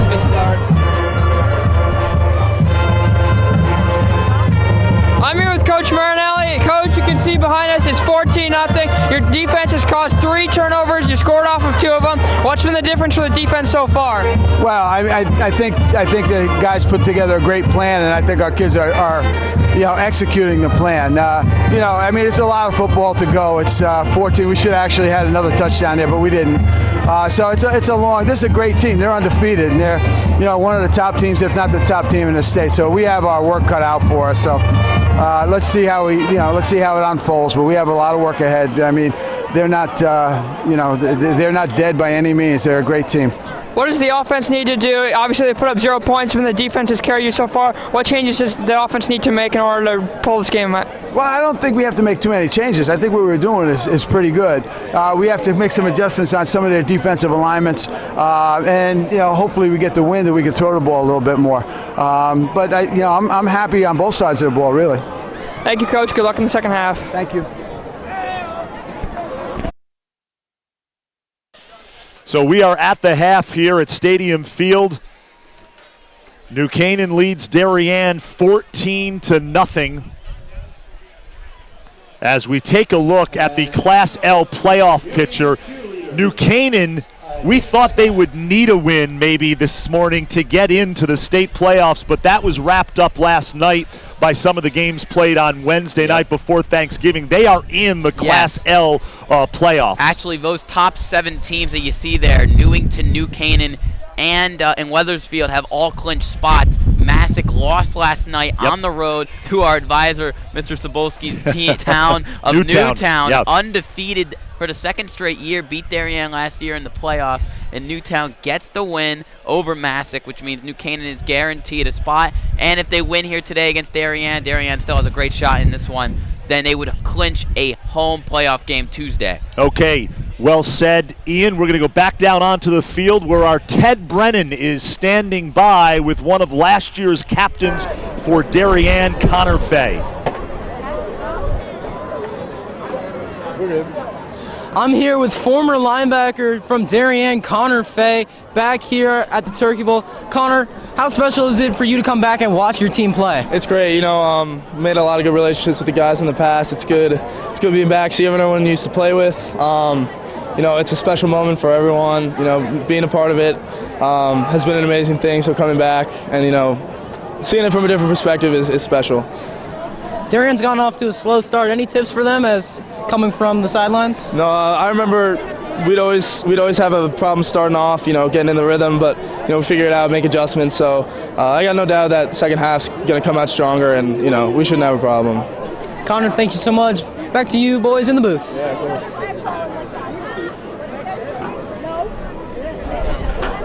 We are at the half here as Damian Andrew joined by Matty DeAndrea and Ian Nicholas. New Canaan leads Darien 14-0, and we're going to take a look at the Class L playoff picture as Darien would secure a first-round home game with a win this morning. Darien at 9-0, Simsbury at 9-1, the number 2 team in Class L, and of course a number of FCAC teams. FCAC well represented, Matt DeAndrea, Darien, Greenwich, and Ridgefield well represented in the state playoff picture for Class L. Yeah, it should be interesting to see what happens there. Darien has a good shot. They need to come back in this game. I mean, they need to focus on this game first, and then they can worry about the playoffs, you know, after this game has been completed. No question. Damian Andrew, Ian Nicholas, Matt DeAndrea, so glad you could be with us on this Thanksgiving morning. Happy Thanksgiving, everyone. We've got a pretty good one here from Stadium Field between Darien and New Canaan Rams. As we mentioned, a lead at the half, 14-0. We are going to take a quick break. We'll be back, and we'll have second half action coming up for you.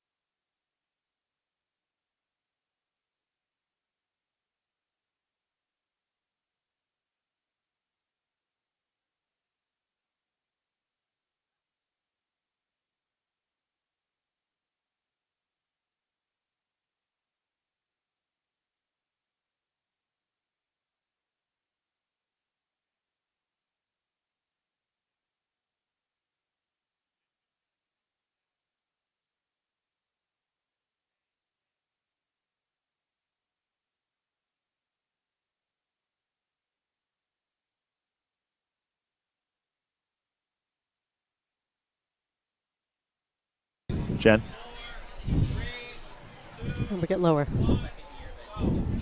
Welcome back. We are at the half.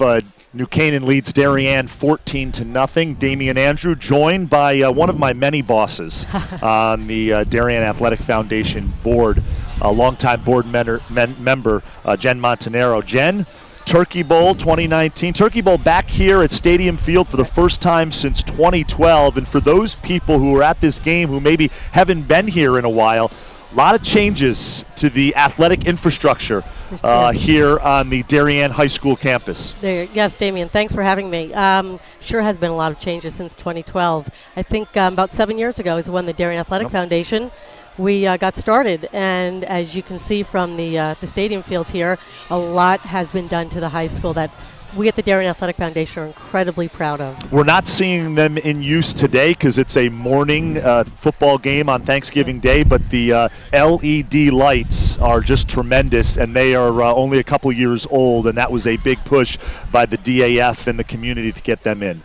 Yeah, it sure was. Talk about a community effort. I think this effort started probably about 20 years ago with Darien football, and it lost some steam, and we picked it back up a few years ago and thought that, let's put the best that there is out there. And we put together a bunch of community members who really were passionate about getting the lights here. And while it was a struggle in the beginning, I got to tell you, I think everyone is incredibly pleased by the results that we have here. Absolutely. And also another big deal, big item that has recently is being completed is the running path around Darien High School. Yes. We joined forces with the town and the school, and we utilized some of the property around outside of the high school as well as some town property, and we put together a cross-country path with the help of some amazing fundraising and some very generous families. And I think this running path exceeded our expectations. It is so incredibly beautiful. It's 1.2 miles, and we couldn't be prouder of it. We're excited for the cross-country to use it. We're going to take a break here to listen into God Bless America, and we'll be back with more.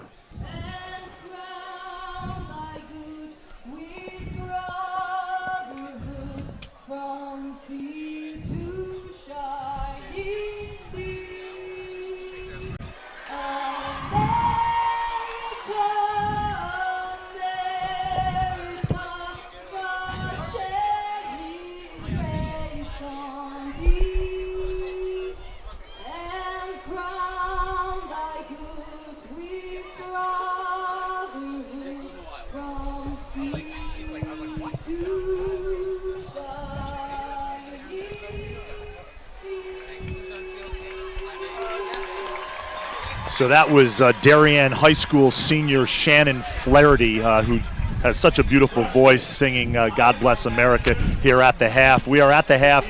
New Canaan leads Darien 14-0. I am joined by Darien Athletic Foundation board member, longtime board member, Jen Montanaro.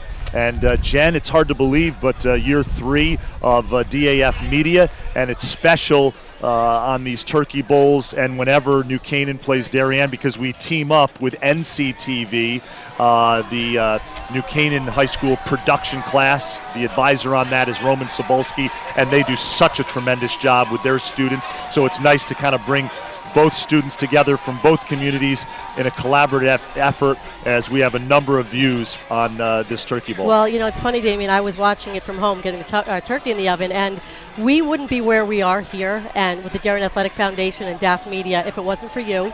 Quite possibly the best decision we have ever made in these past 7 years is getting you on board. And you do such a tremendous job with our students. And if anyone doesn't know what it is that we do, I mean, what they're watching now and what they're hearing is all because of the efforts of, Bruce Ferguson, who's really put us into the next level of just holding a camera. And of course you, Damien, and you being a mentor to these kids. And, we've got 50 students and that are involved, and what a terrific initiative that we have here. And I hope that these kids take this on and do something with it. But I tell you, it's we're really, really proud of them. We're proud of what DAF Media has become. And of course, we're thankful for you, Damien, spearheading this with these kids. Jen's only saying this because I got her a ticket into this turkey bowl. So, but no, thank you so much for the kind words. It has been an absolute labor of love doing this the last 2.5 years, and it's hard to believe that we're in doing our second turkey bowl with DAF Media and NCTV. But we are going to take a quick break, and we'll be back with second half action of this Turkey Bowl 2019. Thanks, Damien.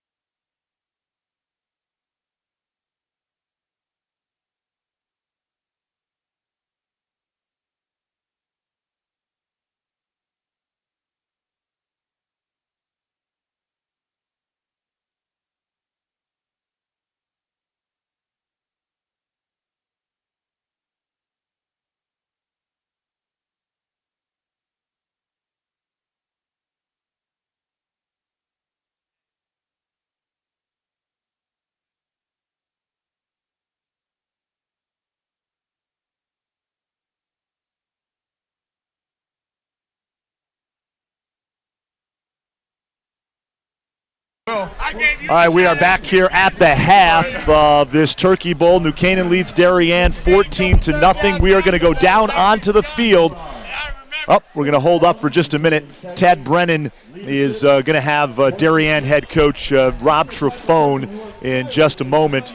But we are at the half, and it's going to be an interesting second half. I mean, Ted is going to probably ask Coach Trefone what adjustments he plans to make, and there's going to have to be plenty on both sides of the ball. Darien's had some spark plays today, but it's going to be it's interesting. It's anyone's game right now, as we see Jaden Conspor from New Canaan, and for Darien, Luke Sini. Luke Sini, one of the great offensive guards there. And the two ADs down there on the field with the interior O-lineman. And right now we are going to send it down to the field. Ted Brennan from DAF Media with Darien head coach Rob Trefone. The field from the sidelines is still electric. Darien still feels like they're in this game. But what Darien needs to stop committing turnovers. 3 turnovers in the first half alone killed Darien. Although it's 14-0, this game could have been out of hand already. But Darien needs to get back to their roots, get back to playing the football they want, and prove why they are a 9-0 team. Damien, back to you boys in the booth. All righty, thanks Ted. Nice job down there. As we are just about ready for the start of the second half.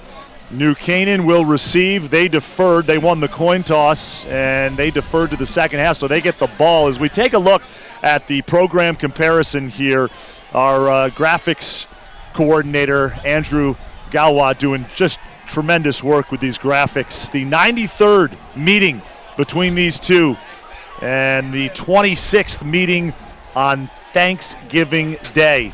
New Canaan obviously has won the last 2 state championships. You saw down there, but 2 great programs, New Canaan and Darien. And Dougie Brown ready to kick off to start the second half for Darien. And the ball is taken at the 15-yard line.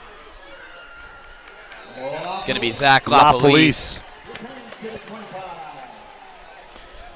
So LaPolice brings it out to the 25-yard line, and that is where New Canaan will start the second half.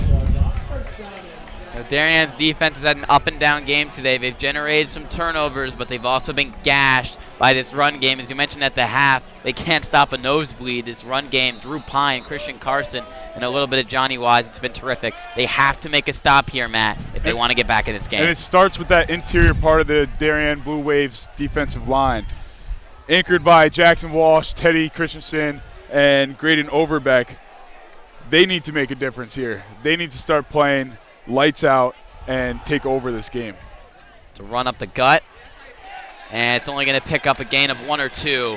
It's John Wise back in the game. He's going to set up 2nd and 8.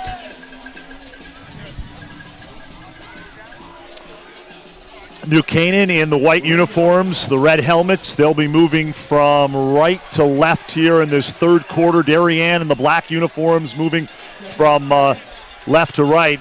And the sun has gone down here. A little overcast right now. It's gotten a tad bit chillier. Wind still a factor. But boy, oh boy, compared to last year's Turkey Bowl in Stamford at Boyle Stadium, this is a balmy day, as we've said. And New Canaan keeps it on the ground. And not much doing there. That's a good adjustment, though, by New Canaan. They saw that Darien came out with 2-3 techniques, playing the outside part of the line of scrimmage, and they just ran the ball inside, picked up a couple yards to make third and manageable. You mentioned what are the schematic changes, and there it is. They're playing the DNs outside. They want to keep it right in front of them, the run game, that is. Pine looks far side of the field, and the pass is complete, and that'll be a first down for New Canaan. That's going to be Christian Sweeney on the quick little RPO hitch. Darien ran this play earlier on in the game, and this time, not the best ball from Pine, but when you're 6'2", you had the length to make that catch. Great adjustment from Sweeney. Trip receivers out to the left.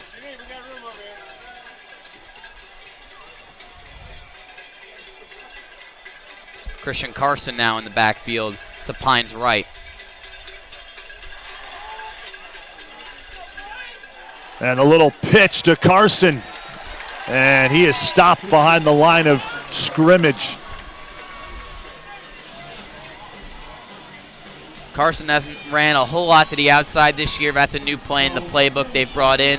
Good play by number 29. Charlie Silsby. Charlie Silsby, 29 tackles coming into this Turkey Bowl. Has played well in spots for the Wave. Yeah, he's a player that's really come a long way. I actually coached him when I was the freshman football coach. And to think that now he's a starter on the Blue Wave defense, man, he's come a long way. Little trickery here. La Police around the left side, but not much there as Darien's defense coming alive in hot pursuit there. Cut off the edge, and La Police is shoved out of bounds. And that was Silsby again. Again, we said Braden Sweeney, he was keeping contain on Kirby. This time, it's Silsby who does the exact same for Darien. La Police originally, he was able to reset the edge with his great acceleration, but he has to around the 4th or 5th time they've run it today, and Silsby reads it like a book on now a huge 3rd and long. That's a good adjustment by the Darien coaching staff. That play was gashing them all first half. Draw to Hayden Shin on 3rd and long, and it goes nowhere.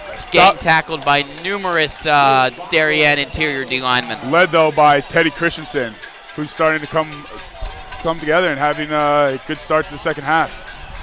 Guys, I have to tell you, it's very interesting. It's almost as if Mother Nature flipped a switch here because we had sun in the first half, and then coming out to start the second half, it is overcast and dark. Here's Radman. He handles all the kicking duties for New Canaan, and that rolls across the 35-yard line. It'll be downed at about the 32. So Darien's offense comes out onto the field for the first time here in the second half. That's exactly how you set the tone for your offense to start the second half. You know, New Canaan wasn't trying to risk anything. Keep it on the ground. Don't turn it over. Protect your big lead. But Darien played well against the run, shut it down. And Peter Graham and co., the weather's a little bit cooler, a little bit less wind. They have a chance for some redemption here. They're going to put Kirby to Graham's right. Kirby takes it, and he gets back to the line of scrimmage. So New Canaan's defensive front doing a nice job there, Ian. Yes, a lot of young players on this front. Yeah. You know, we mentioned the 3-4, Ethan Shallon and Alex Chur, 2 juniors who had gotten really 0 playing time as sophomores last year, but have come in. Shallon, especially an undersized guy, he's gotten a lot bigger, is a great run defender. And that ball is picked off by New Canaan. That's going to be Harry Apelt, who just read that one from the get-go, and Peter Graham threw it right to him. We're going to get a second look at that one, of course. What went wrong here? It's actually Dean Ciencio, the senior corner, getting his 2nd interception on the season. Wow, There's what a play. Ciencio right there, Dean Ciencio. Nice shot of him. And his older brother, first play, 2017 Turkey Bowl, pick 6 on Peter Graham. And it's like deja vu. The younger brother now, Dean, is able to pick him off in the same exact game 2 years later. It was a play, Matty, that was very slow in developing, which contributed to the turnover. The handoff to Shin. Shin's going nowhere. So that defensive front for Darien now starting to pick it up here in this second half. Costly turnover, though, as New Canaan has the ball in Darien territory. Both of these offenses, Damien, as you mentioned, they use a lot of motions, and sometimes it gets a little tricky with timing, especially on plays you don't run as often in practice. And that one, as you mentioned, never really developed to what it should have been. Under 7 minutes remaining here in the third quarter, 14-0 New Canaan. Pine gives it to Wise. He gets tripped up as he crosses the 35-yard line. The junior Wise, as we take another look at this, gets outside, and that is third down now. About a 3rd and 9. Yeah, third and 9, 3rd and 8. Good look at Pine there. He's looking downfield, over the middle, pass is complete. Short of the first down, though. A terrific tackle by James Morrissey. Here comes New Canaan. They're going to get on the ball, and they're going to run a quick play. I wouldn't be surprised if they just kept it with the quarterback and ran him up inside. That was Kyle Russell on the catch, the Rams' 3rd leading receiver, a senior. And really solid when play. you and I talked on the phone last night, you mentioned Russell. They'll throw him in spots, and a big catch there. He is shy of the first down, but it'll be 4th down, and you know New Canaan will go for it. Yeah, Russell, 3rd on the team in all major categories. It looks like they're going to get a flag, though.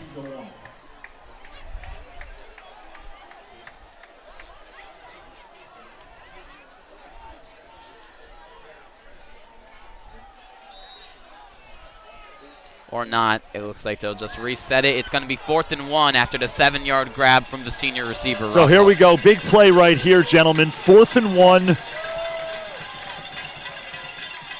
La Police in motion, and that'll be a first down as they give it to Wise right up the gut. Yeah, they've run that play all year long. Put Lapo in motion, catch the defense off guard for a second, but they never really give it to him. Wise, physical up the gut. Doesn't get easier than that if you execute it, and the Rams did. Matt, if you're Darien, a great first series on defense, and then they get the ball back. And here we go as Carson has it. Darien gets the ball back, and then the turnover. The turnovers, how often do coaches preach that as we take another look at this Carson run here? It's turnovers and penalties that will kill you. Yep. And that's what Darien has been doing so far. They've been committing penalties. They've been turning the ball over. And I don't like to single anyone out, but we need to see Peter Graham take control of this game and, march on their next series, take control of the huddle and marching down the field. They need to get points on the board, and they need them fast. There's a look at the Darien sideline. Like one of their secondary members is a little banged up, tackling Carson on that one. They really can't afford for anyone to go down right now. But an underrated aspect of this game is New Canaan went from the power back, or really the workhorse back, I should say, and Johnny Wise, and now it's a committee backfield. All three of these guys, their snap share is pretty even today. It's been confusing to figure out who's who, but all three of them have remained fresh, and they're all making big-time plays. Well, you and I had talked about that yesterday when we were prepping for the game, and you said, Wise has kind of been the guy. Yeah. But you can see Shin and Carson, and oh, yes, we've seen a lot of Carson and Shin. Christian's a guy, I talked to him, and this is a guy who didn't play a whole lot in his earlier career here in New Canaan, not a whole lot on the JV teams, carried our sophomore team. But he's a guy who never gave up on a career, always stayed in, physical runner, good player at the youth level. And you look at him today, and he's starring for the Rams in the Turkey Bowl. And look at that shot there, Damien, as you mentioned. Yeah, it's a completely different monster here. Great job Darien. by our director, nice our technical director, Ted Brennan. I'm sorry, Thomas Kiernan, bringing you that shot there. When we have another break in the action, we will give some shout-outs to our production crew from NCTV and DAF Media. And here's New Canaan on the move, second down. They keep it on the ground again. And Guida shoved out of bounds. And that's going to be his first touch of the game. Guida, he came in first week of the season. I said, what is Guida going to do for your offense? He said, and Marinelli said, he's going to open it up. And he had a 38-yard touchdown in his first week back. He hasn't run the ball a whole lot this year. They want to keep him healthy, make sure that collarbone doesn't get roughed up any much more. And he's a good change of pace back, really underrated athlete. 14-0 New Canaan, and the Rams on the move here in the third quarter, moving from right to left. They keep it on the ground once again. And it's Carson as he takes it inside the 10-yard line. Really good block from Ben Clay there. Started to play as the right tackle, has to pull, and he ends up becoming the lead blocker on this one. Both him and right guard Teddy DeClue. And look at the hole that Clay just provides. Running the ball is so much easier when you have a crew of men just running right in front of you. Big 250-pound guy is making your life a heck of a lot easier. There's Christian Carson right there.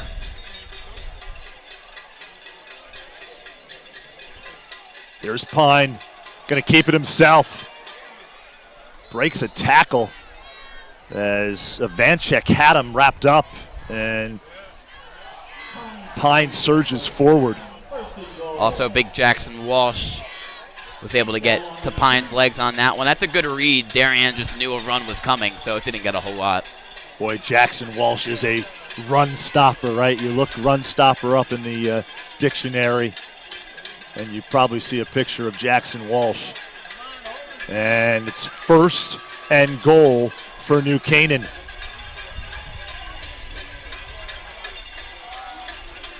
Yeah, Jackson Walsh is one of those players that's really come into his own, with Graydon Overbeck making the stop there. Graydon Overbeck with a big-time stop right here. Nice work by Overbeck as he denies Carson. Second down now for New Canaan. That's a big tackle for loss on first down. Yeah, it sets the tone, gives your defense some confidence for a goal line stand. New Canaan goes with that same pulling concept, this time from the left side with Perrone and Brady. And timing just wasn't right there. Overbeck got a nice tackle. Here comes Drew Pine. He's going to run the ball here, if I would have guessed. And Pine. And again, Overbeck with a big-time stop. It looked like Pine wanted to run that ball, but Darien stayed home and made him hand that ball off. And that was Carson again. And Pine entered the game as the Rams' second leading rusher. So it's Overbeck and that's how you stop the zone read. You stay home, you play disciplined football, and, you don't try to do too much. Yeah, just stay physical, stay within your gaps in the interior D-line. Make sure you can keep Pine contained and gang tackle. They bring Maddox Underwood into the formation here. They have a couple of down inline tight ends on this set.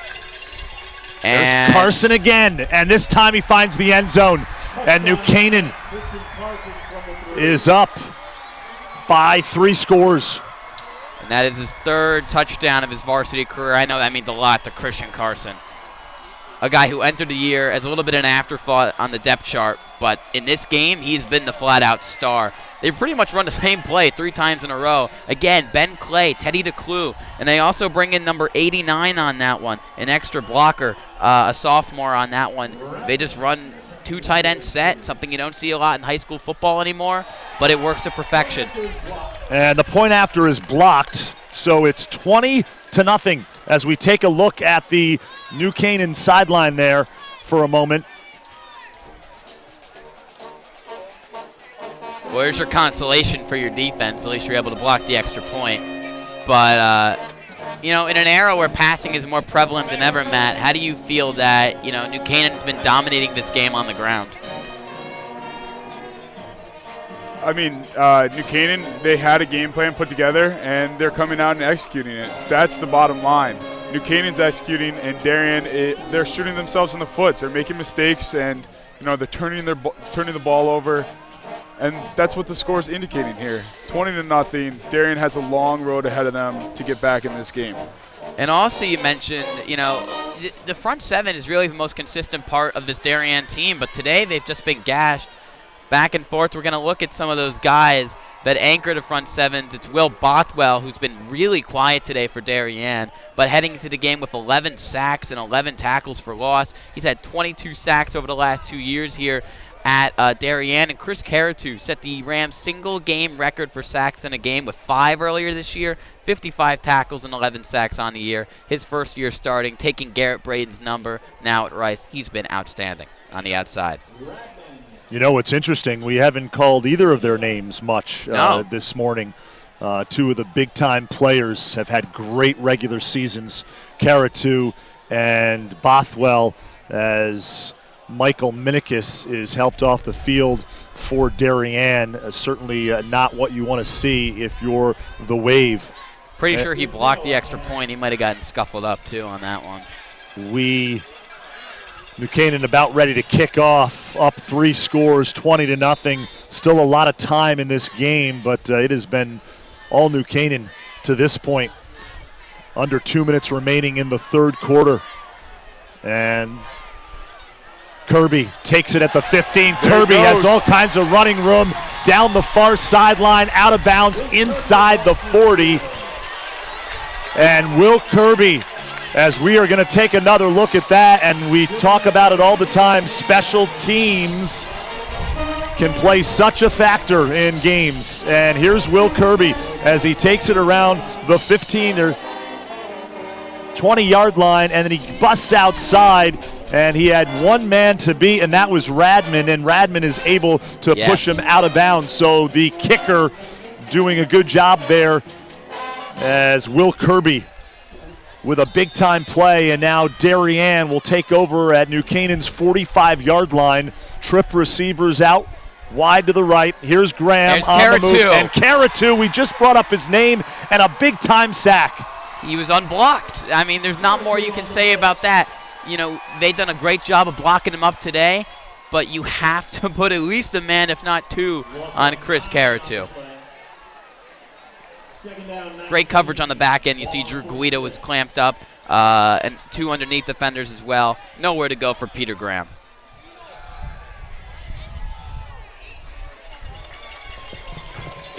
And it's a good job of Darien getting some of the yards they just lost back. Yeah, that's going to be a catch by Ryan Mulliken on the quick hitch route. Good coverage, though, from Jack Finnegan. Actually, that was Finnegan in coverage and preventing Mulliken from getting anything after the catch. Third down here for Darien. Graham looking downfield, has a man open across the middle, and that's a first down as number 17. It's going to be Mulliken again. What a great adjustment over the middle of the field. Not the cleanest ball, but he's a big guy, 6'1", finds the hole in the zone. Look at that catch. Yeah, ran a great route. Ran a great route that time, Mulliken. Doesn't get much better than that adjustment-wise. Great smile on that graphic, too, right there, huh? That's probably his reaction after that catch. 6'1", 192 pounds, and a big-time play. And he's a guy who's been heavily involved. And there was a there. penalty on that play, and that tacked on some more yards, Matt DeAndrea, for Darien as they are now operating inside the red zone. Graham. And this is it. They need to score here. Smart play by Smart Jimmy play. Graham. Throws it, was pursued by Caratu. Isn't that funny? We're talking about Caratu, and now the last couple of plays, he's been a factor. But Darien now on the move here, second down. And I want to see Darien really expand their playbook. Hold nothing back. This is the time. I mean, this is the biggest game of the year for both teams. Come out and give it, give them everything. Here's Graham.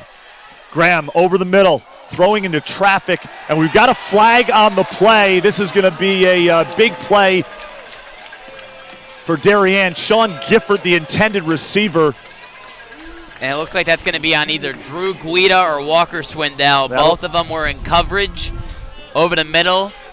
They've hit them a lot over the middle today. They've responded well, but on that one, a little too touchy over the middle of the field. Refs right in the back of the end zone. Yeah, they were hanging on him, and the yellow flag comes out. And I also am pretty sure if it is PI, it gives them a fresh set of downs on the goal line, which is always nice. But it's going to remain second down. Second down. Here's Graham throwing. Nearly picked off in the end zone by Guida. I would like to see Peter Graham pull that ball and just take it in the end zone himself. He had a lane. Good reaction to the pressure. And, he doesn't have many rushing yards on the year. Only 46 to his name, but it's the Turkey Bowl. Go all out, as you mentioned. Don't hold anything back. Have the lane. Pull it yourself. Have confidence in your legs. Get your team to score.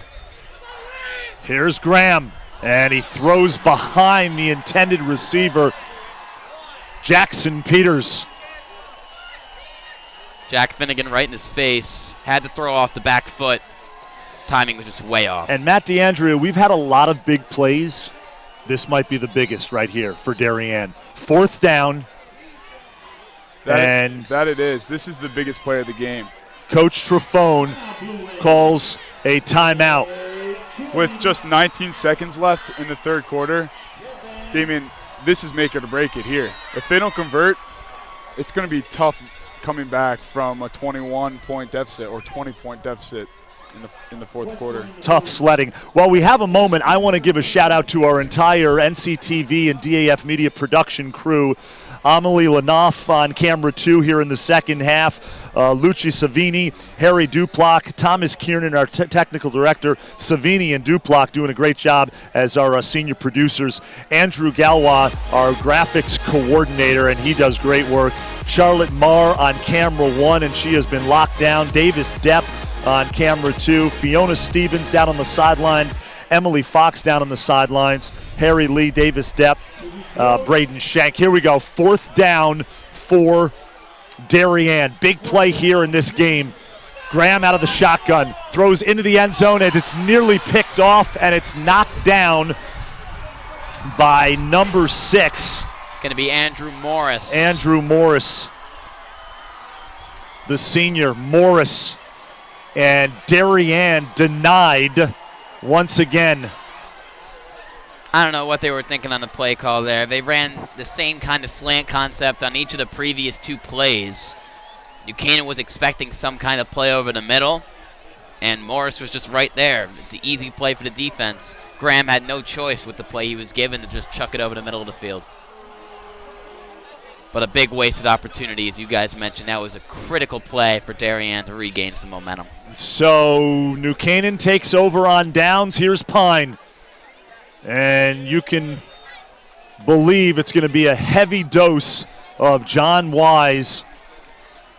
And great stop by Jackson Walsh there. He's been just a pillar on that defensive line. Yep. And that's going to be the end of quarter number 3 here as New Canaan extends their lead by 6. And that'll be the end of the quarter. New Canaan 20, Darien nothing. We are going to go down on the sidelines where our Austin Platt is standing by. I'm here with Alex LaPolice, big brother of current player Zach LaPolice, and is currently playing football at Harvard. Alex, I have to ask you, what has impressed you about Zach this year, obviously playing as the #1 receiver in this offense? What impressed you about your little brother? He's been great. It's awesome to see him come to his own. He's really worked his tail off, and I'm just so happy for him and so proud of him. I couldn't say more about his performance and how hard he's worked to get there. And now, obviously, you're playing at Harvard. What is it like being at one of the most prestigious universities in all of the land? I'm a very fortunate guy. You know, I worked really hard, got really lucky, surrounded by a bunch of unbelievable people, and put me in a great situation. And it's been fantastic, and super lucky to be there, like I said. Thank you, Alex. We will send it back now up to the guys in the booth to get ready for the fourth quarter with the Rams up 20-0. It is always great seeing Alex LaPolice and having quite a career up there at Harvard. And we are just about ready to start the fourth quarter as Darien trails New Canaan 20-0 on this Turkey Bowl 2019. Damian Andrew, Ian Nicholas, and Maddie DeAndrea joining you for this Turkey Bowl. And we are just about ready here. So I worked at a private equity firm last summer. Fourth quarter's underway. Darien needs a big-time play here, some kind of momentum swinger, because they can't let New Canaan go down the field again and just run the ball. Well, it's 3rd and long. Let's see. I want to see Darien here defensively. I wouldn't be surprised if they brought pressure up the middle and made Pine get rid of the ball early. Pine's also great scrambling outside the pocket as well, so they want to make sure they can contain number 10. Well, that's the key. The defensive end, they have to keep him in the pocket and let the interior guys, get some pressure inside and make him deliver a ball, off his back foot or. And the Rams are going to go conservative, make sure not to make a mistake close to their own end zone, just to give up the gut on 3rd down. Only a yard on that one. So New Canaan's punt team will come out onto the field. Nick Radman, he handles all the kicking duties for head coach Lou Marinelli. He does, yes. The junior, no more Big Jack Conley and punter for the Rams. No. But Radman's a really great player. Never a soccer player, which you assume a lot of kickers are in high school. Just wanted to kick, dad cut him kicking lessons. And the junior's been spectacular, both handling kicking duties the last 2 years and punting duties this year for the Rams. And that is nearly blocked.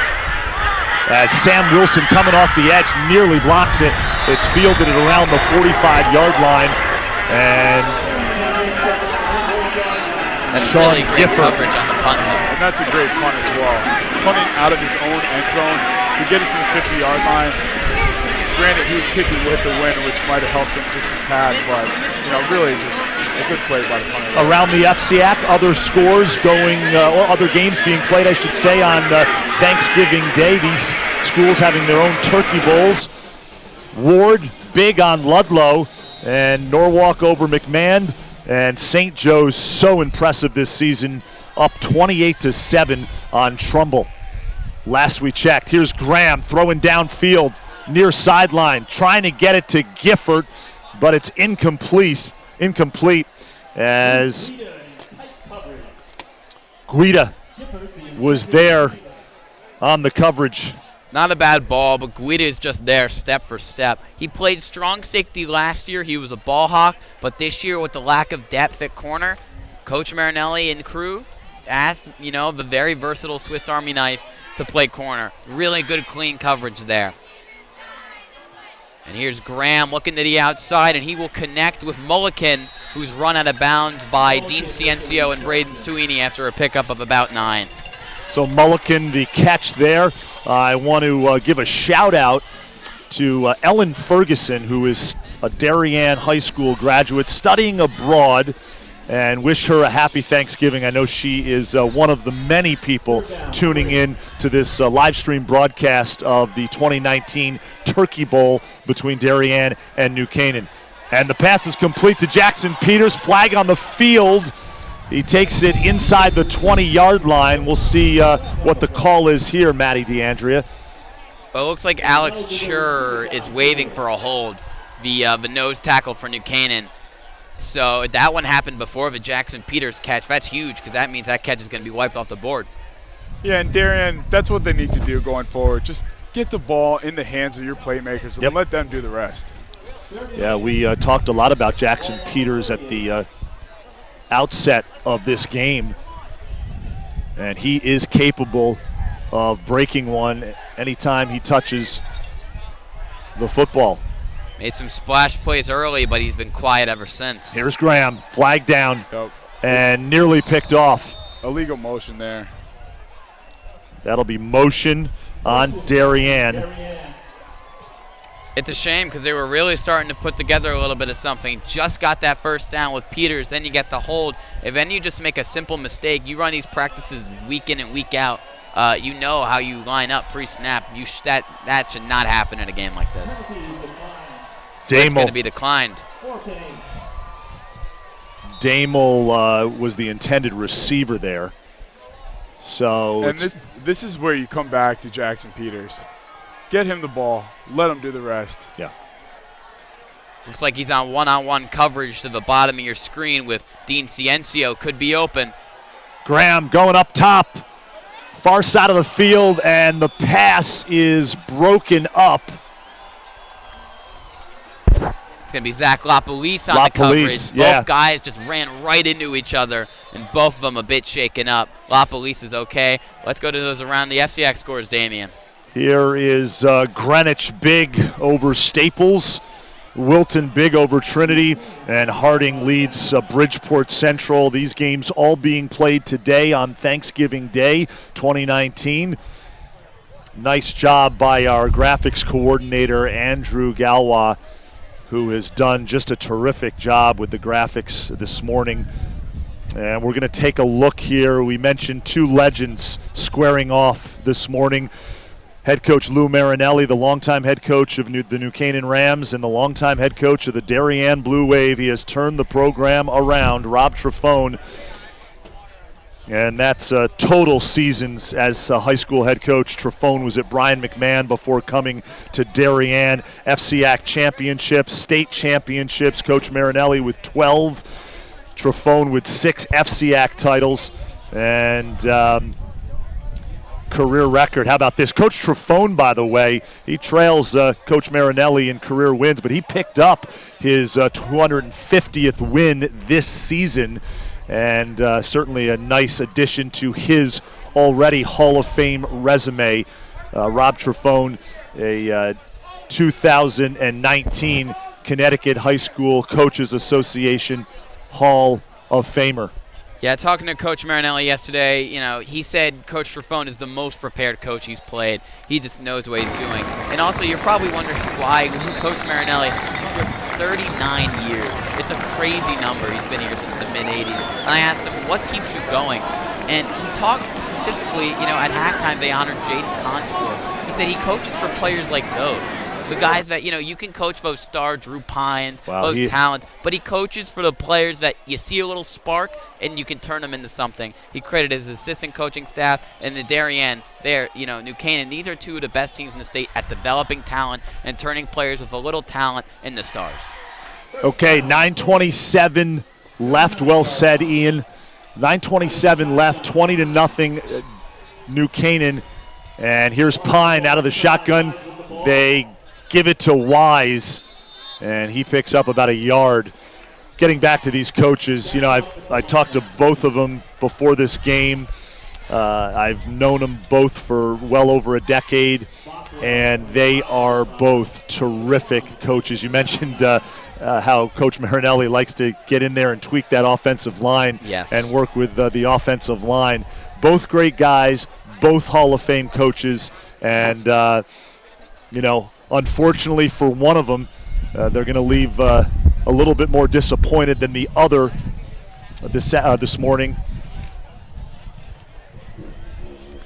2nd and 8 after the 2-yard run from Wise. And they give it to LaPolice. LaPolice around the left side. Picks up a couple. Big third down here. They've run that play a lot for Zach LaPolice today, just for jet sweep handoff. They usually only run it once, maybe twice a game, but today they're just looking to use it as a simple run play to gain some momentum.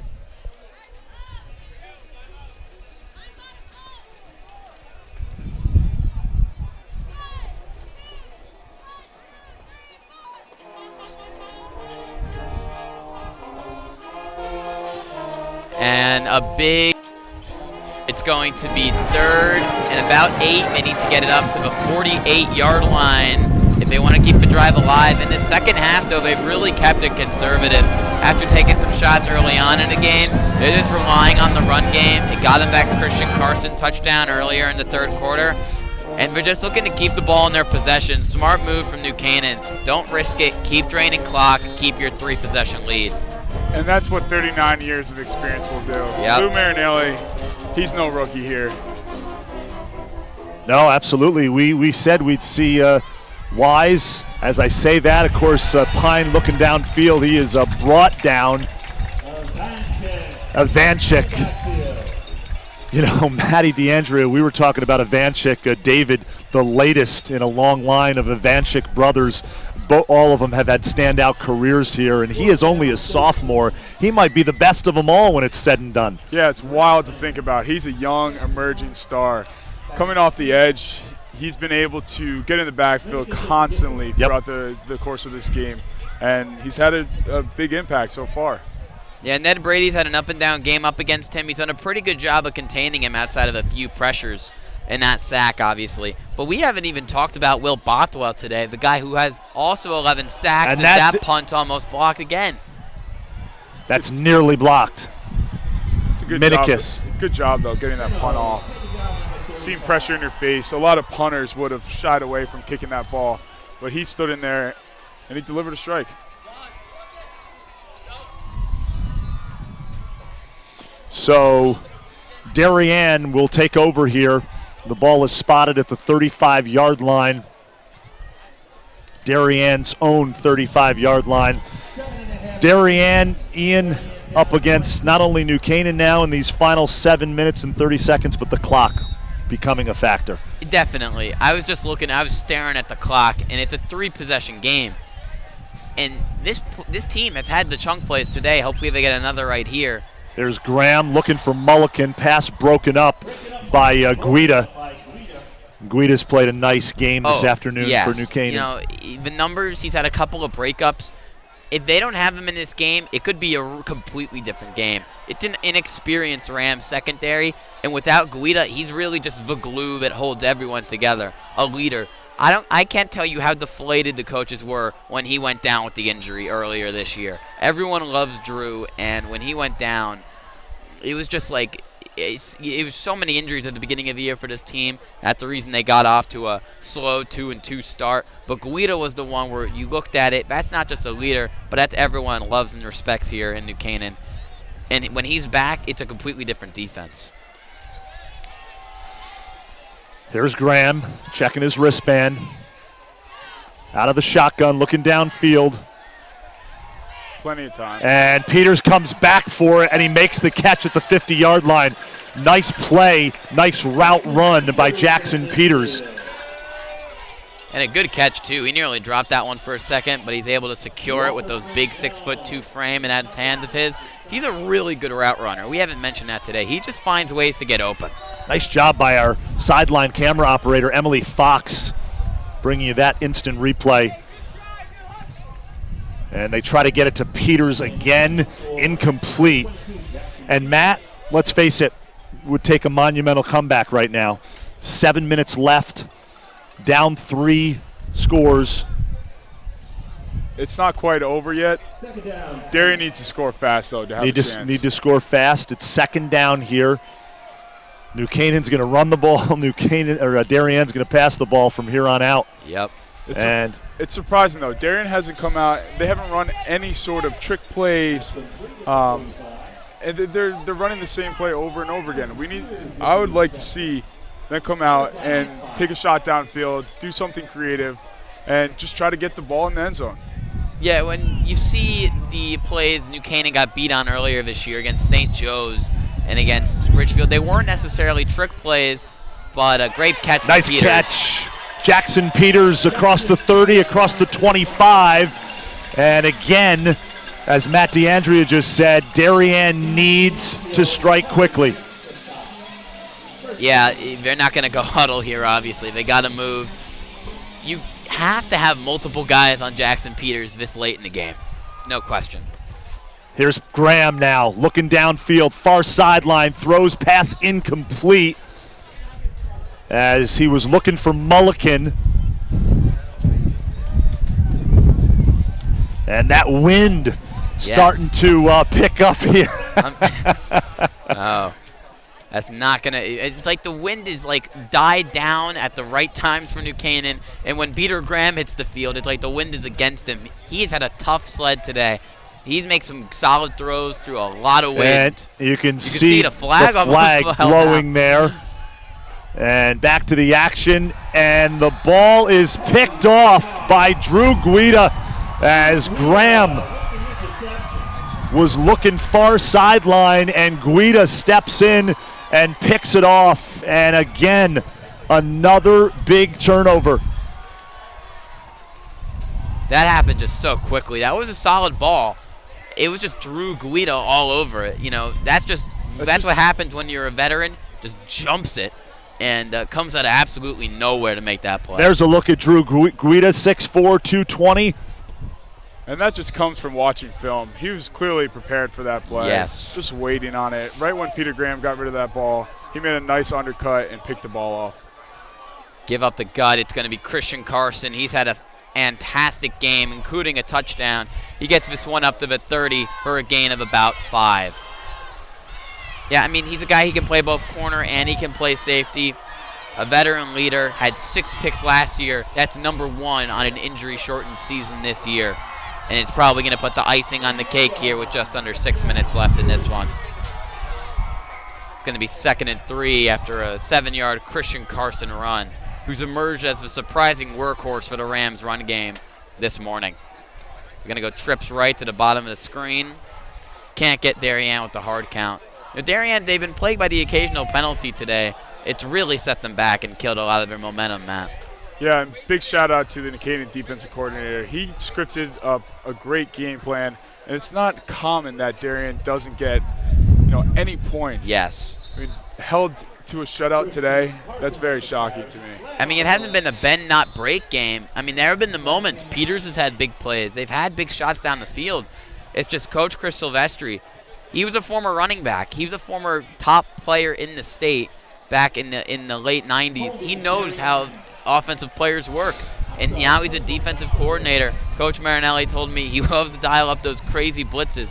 And as you've mentioned multiple times today, Matt, they've worked really every time. Chris Silvestri, one of the great assistant coaches in certainly southwestern Connecticut, if not the entire state. Great fella. Had a game plan coming into this one that has worked very well, as Darien's offense has had its moments but just have not been able to put anything up on the scoreboard.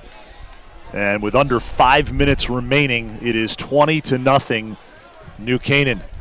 Of course, years and years and years ago when this rivalry first started, they weren't known as the Rams. They were the black and red. And red and black.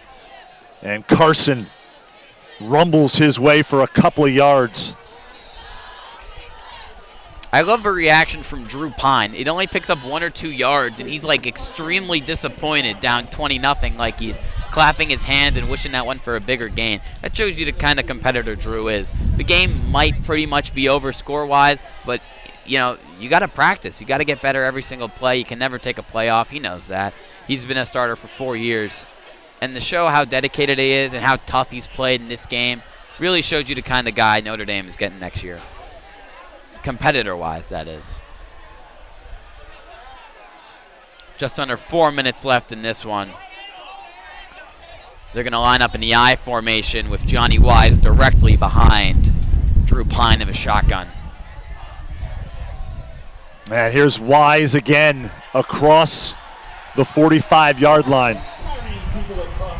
And he's going to get just enough for a first. Johnny's had a couple of solid runs up the gut today, but But Darien D-line really has no answer. An uncharacteristically rough game for this front seven.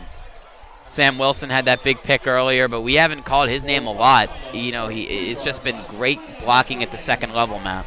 Yeah, Darien just couldn't stop the run, and it was just gashing them, hurting them all game long. You can't stop the run. It's going to be a tough go trying to stop, you know, the pass as well. I mean, New Canaan hasn't even needed to rely on the passing game today. Outside of that big play to Christian Sweeney early, they've just stuck to their running game plan. And why wouldn't you? It's working.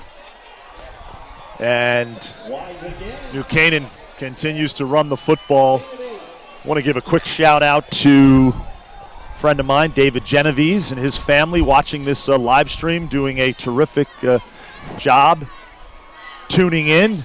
So many people tuning in to this one. And we are thrilled to be able to bring it to you from Stadium Field. First time the Turkey Bowl being played here since 2012. Damian Andrew alongside Ian Nicholas and Matt DeAndrea. And it's been a lot of fun being able to bring this game to you. Sold out crowd here at Darien High School. And want to give a shout out to the athletic directors of Darien and New Canaan. Darien's Chris Manfredonia, his assistant Kyle McDonald, and of course New Canaan's longtime athletic director Jay Egan. All three of those gentlemen do a terrific job running their respective programs. Takes a lot to put on a game like this between ticket sales and passes and logistics and parking. Not easy to do, and they have done a great job in getting it done as the New Canaan student body starting to celebrate a little bit here. Under 2 minutes left. New Canaan is going to win its third straight Turkey Bowl. And there's Carson. Getting that final first down on third down. Drew Pine, fists in the air, celebrating, as that's going to be the icing on the cake. Talk about a career game for Christian Carson, though. Christian Carson, we talked about him at the outset. You and I talked about him off camera yesterday, and he has really stepped up. Just a junior. That backfield is coming back. All three of them. All three of them are coming back. Shin as well. So some skilled players on this New Canaan sideline and in this game who will be back next year for head coach Lou Marinelli. And the red and black is going to win this Turkey Bowl. We are winding down here, 20-0, New Canaan. And certainly, Matt, if you're Darien, a disappointing taste in your mouth. Darien has had a lot of success in recent years in this game. Right, but the season's not over for Darien. You know, they still have the playoffs. Absolutely. You go back in, you watch the film, you make adjustments. You make the corrections. Yep. Exactly. You get a couple of the key takeaways. They had some success throughout the course of this game. So going forward, you know, they still have games to play. The season's not over. And, you know, this game might have not turned out the way they wanted. But, again, it's not over yet. Well said, and both of these teams will continue on after today. Both will be headed to the state playoffs, as Ian and I talked about beforehand. New Canaan clinched with the way things happened last night. The two coaches will meet at midfield, hugs, and New Canaan, their student body, rushes the field, and that is quite a scene right there as the New Canaan Rams will win the Turkey Bowl 20-0 over Darien. And an impressive performance by the entire Rams team, from the coaching staff to the offense and to that defense. As we mentioned, Chris Silvestri, the longtime New Canaan defensive coordinator, dialed up a game plan, and it worked to perfection. You also have to give credit to offensive coordinator Dan Farina. He was not expected to be the OC heading into the year, a couple of turnovers at the position, and he did an excellent job just sticking to the run game, never wavering. As you mentioned, Matt, earlier on, they just relied right on that run game throughout, and it worked to perfection. And, you know, talking to Coach Marinelli yesterday, he openly admitted this team, compared to last year, had 4 D1 players. not as talented as last year's team, but he was almost not emotional when I interviewed him, but you could tell he cares so much about this kind of squad that they've assembled, starting 2-2 and getting this kind of win, a statement win, heading into the playoffs. They're going to be able to host a playoff game. I asked him, how important is it for you to get these players the win and get this kind of team, you know, they're close. This team, he said he's never seen a team like this before come this close together, the way they dealt with adversity. So this kind of game, it means so much to the players, and it means so much that they're going to be able to play back on Dunning one last time on Tuesday for a playoff game. Yeah, they do get a home playoff game. Darien will also get a home playoff game despite the loss on Tuesday. But Matt, obviously, as we mentioned, New Canaan came in here hyped up, ready to go, and Darien didn't have any answers. Yeah, New Canaan came out hot, Darien came out flat, and we saw that through the course of the game. Darien, they came out, they tried to make adjustments at half. New Canaan, they were better prepared, and that's what showed. And we are going to go down on the sidelines now to our Ted Brennan, who is standing by. Ted, what do you got for us? New Canaan team. It's a big win for the Rams. It's now 6 in a row. They needed all of these wins. They needed these 6 wins after starting a slow start of 2-2 in order to make it to the playoffs. They actually clinched it last night with a Newtown win, but they ensure that with this win, they will host a game on Tuesday in the quarterfinals. It's the 3rd year in a row that they've done this. They've beaten the Darien Blue Wave, and it's even bigger because it was on the road, a true road game this year. What about the Wave? As for the Wave, they'll fall in 9-1. Today they just couldn't get their offense going, and they couldn't necessarily stop the run. Drew Pine did a number of running plays that went for 3, 4, even 20 yards gains, and they just couldn't stop it, and that was where Darien's defense kind of fell off. As for the offense, missing routine plays that they had made all season, and Darien falls to 9-1. Back to you guys in the booth. Thanks, Ted. And Austin Platt did a great job on the sidelines this afternoon. And again, I want to give a shout out to our entire production crew. Again, all student volunteers behind the scenes bringing you the sights and sounds of this Turkey Bowl. Amelie Lanoff, Luci Savini, Harvey Duplac, Thomas Kiernan was our technical director. Savini and Duplac, our senior producers, did a terrific job steering the ship. Andrew Galwa, our graphics coordinator. Charlotte Marr, Davis Depp on camera. Fiona Stevens on camera. Emily Fox on camera. Harry Lee on camera. Braden Schenk, our instant replay coordinator, did a great job. There's a nice sideline shot right there of the New Canaan players with some of their classmates, the student body on the field. And we are going to take a look at some of the highlights from this game. Again, the bad snap early on, and that led to a New Canaan touchdown there as Pine finds Christian Sweeney. And here's the interception on the near sideline. By the twin brother, Braden. By Braden Sweeney, really Christian's twin brother. And here's Pine up the middle, touchdown. And here's the Sam Wilson interception. And then he, on offense, broke off some big yardage on the very next play. And there's Carson getting into the end zone. And here's the 4th down stop here by New Canaan's defense as Darien looked like it was going to get into the end zone for the first time all Turkey Bowl. So that is the scene on the field as the New Canaan players celebrating. We are going to have in just a few moments an interview with New Canaan head coach Lou Marinelli.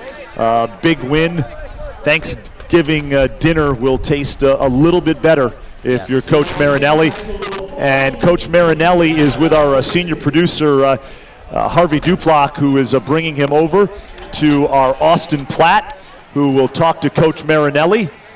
And he's taking a picture of the scoreboard, too. Darien, be a great game or New Canaan, beating Darien today, shutting him out 20-0. And Coach Marinelli is just about ready to talk with our Austin Platt. And let's send it down to the sideline where Austin is standing by with Coach Marinelli. A great job, and they've improved every week, and they keep on getting better. So they saved it for the for this. Thank God. 3 years in a row, you have beaten Darien in the Turkey Bowl. How does this one compare to the other two? This one's special. This one's special, especially with the beginning of the year that we had, with all the injuries and everything they had to overcome. I thought it was just a tremendous victory for our kids.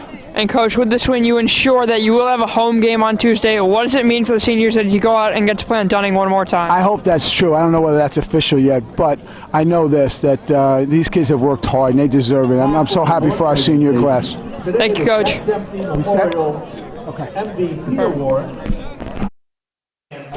Thank you so much, Austin Platt. Austin Platt, Ted Brennan doing a great job this morning. Turkey Bowl 2019 is in the books, and the New Canaan Rams shut out Darien 20-0. So for Matt DeAndrea and Ian Nicholas and our entire production crew who did a great job, our NCTV advisor Roman Sobolski, Bruce Ferguson with DAF Media, I am Damian Andrew. Once again, New Canaan beats Darien here at Stadium Field 20-0. We want to thank you for watching this live stream broadcast, a collaborative broadcast between NCTV and DAF Media. Have a wonderful Thanksgiving, everybody. Happy Thanksgiving. Take care. Hey, great job getting them over. Congratulations to the Rams. Great job. That was great. Did you see Lou took a photo of the score? Yeah. Oh, Lou will be happy. Wait for the game Tuesday. Let's go! Double reverse. Let's go! No, screen pass. It's crazy. Good job. Thank you. Give the bird Football now. anyway.